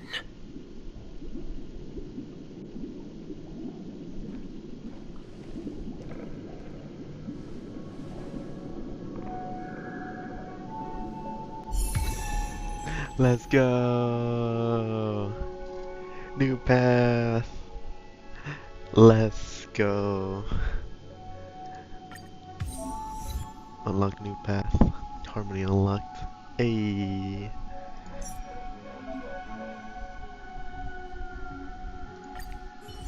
Splash art's so good. It is. Oh, so good. Look at that. Joint forces. Oh, I can try with you? Okay, we do this. Yeah, let's do this. Let's just start draw.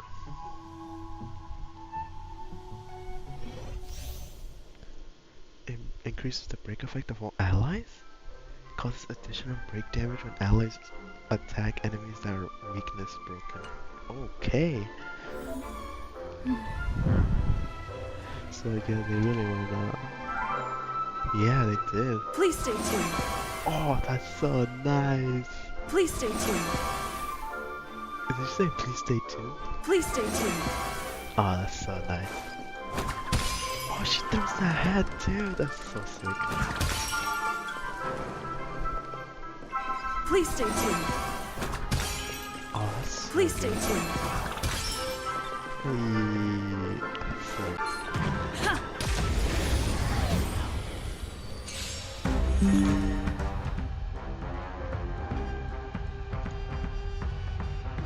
Mouse is on the floor. Same. It's so good. Alright. Time to test our rapport. Oh, hell yeah. You know, it's like two. Oh my god. Alright. Let's see what happens. Dreams do come true. Enemy targets detected. Oh! Hey, hell yeah.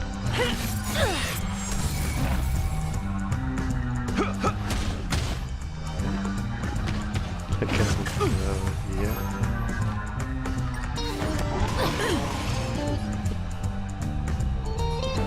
Dreams do come true. Enemy targets detected. Right. Okay. I see. The mood is set just right. Ain't no way. Ain't no way, no way. Oh, this is sick. Let the show begin.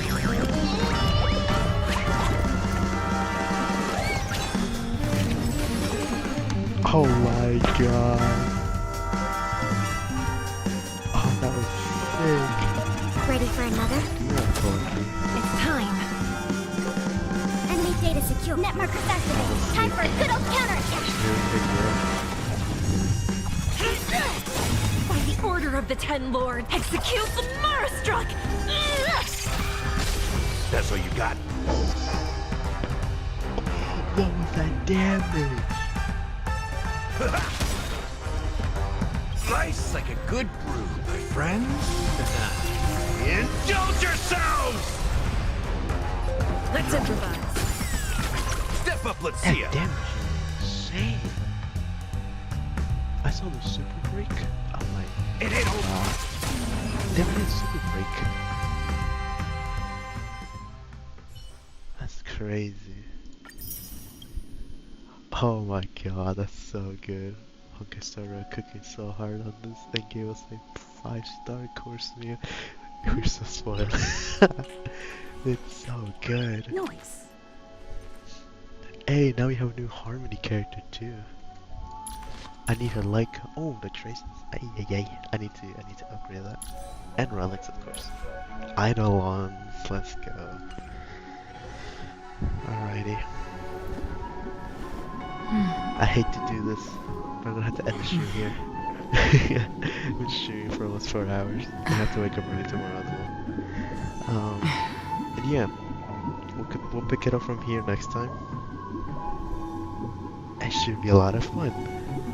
And I think if I can't resist the urge, I just have to not move on with the story and just grind for Stella's traces and stuff, so I can have her build.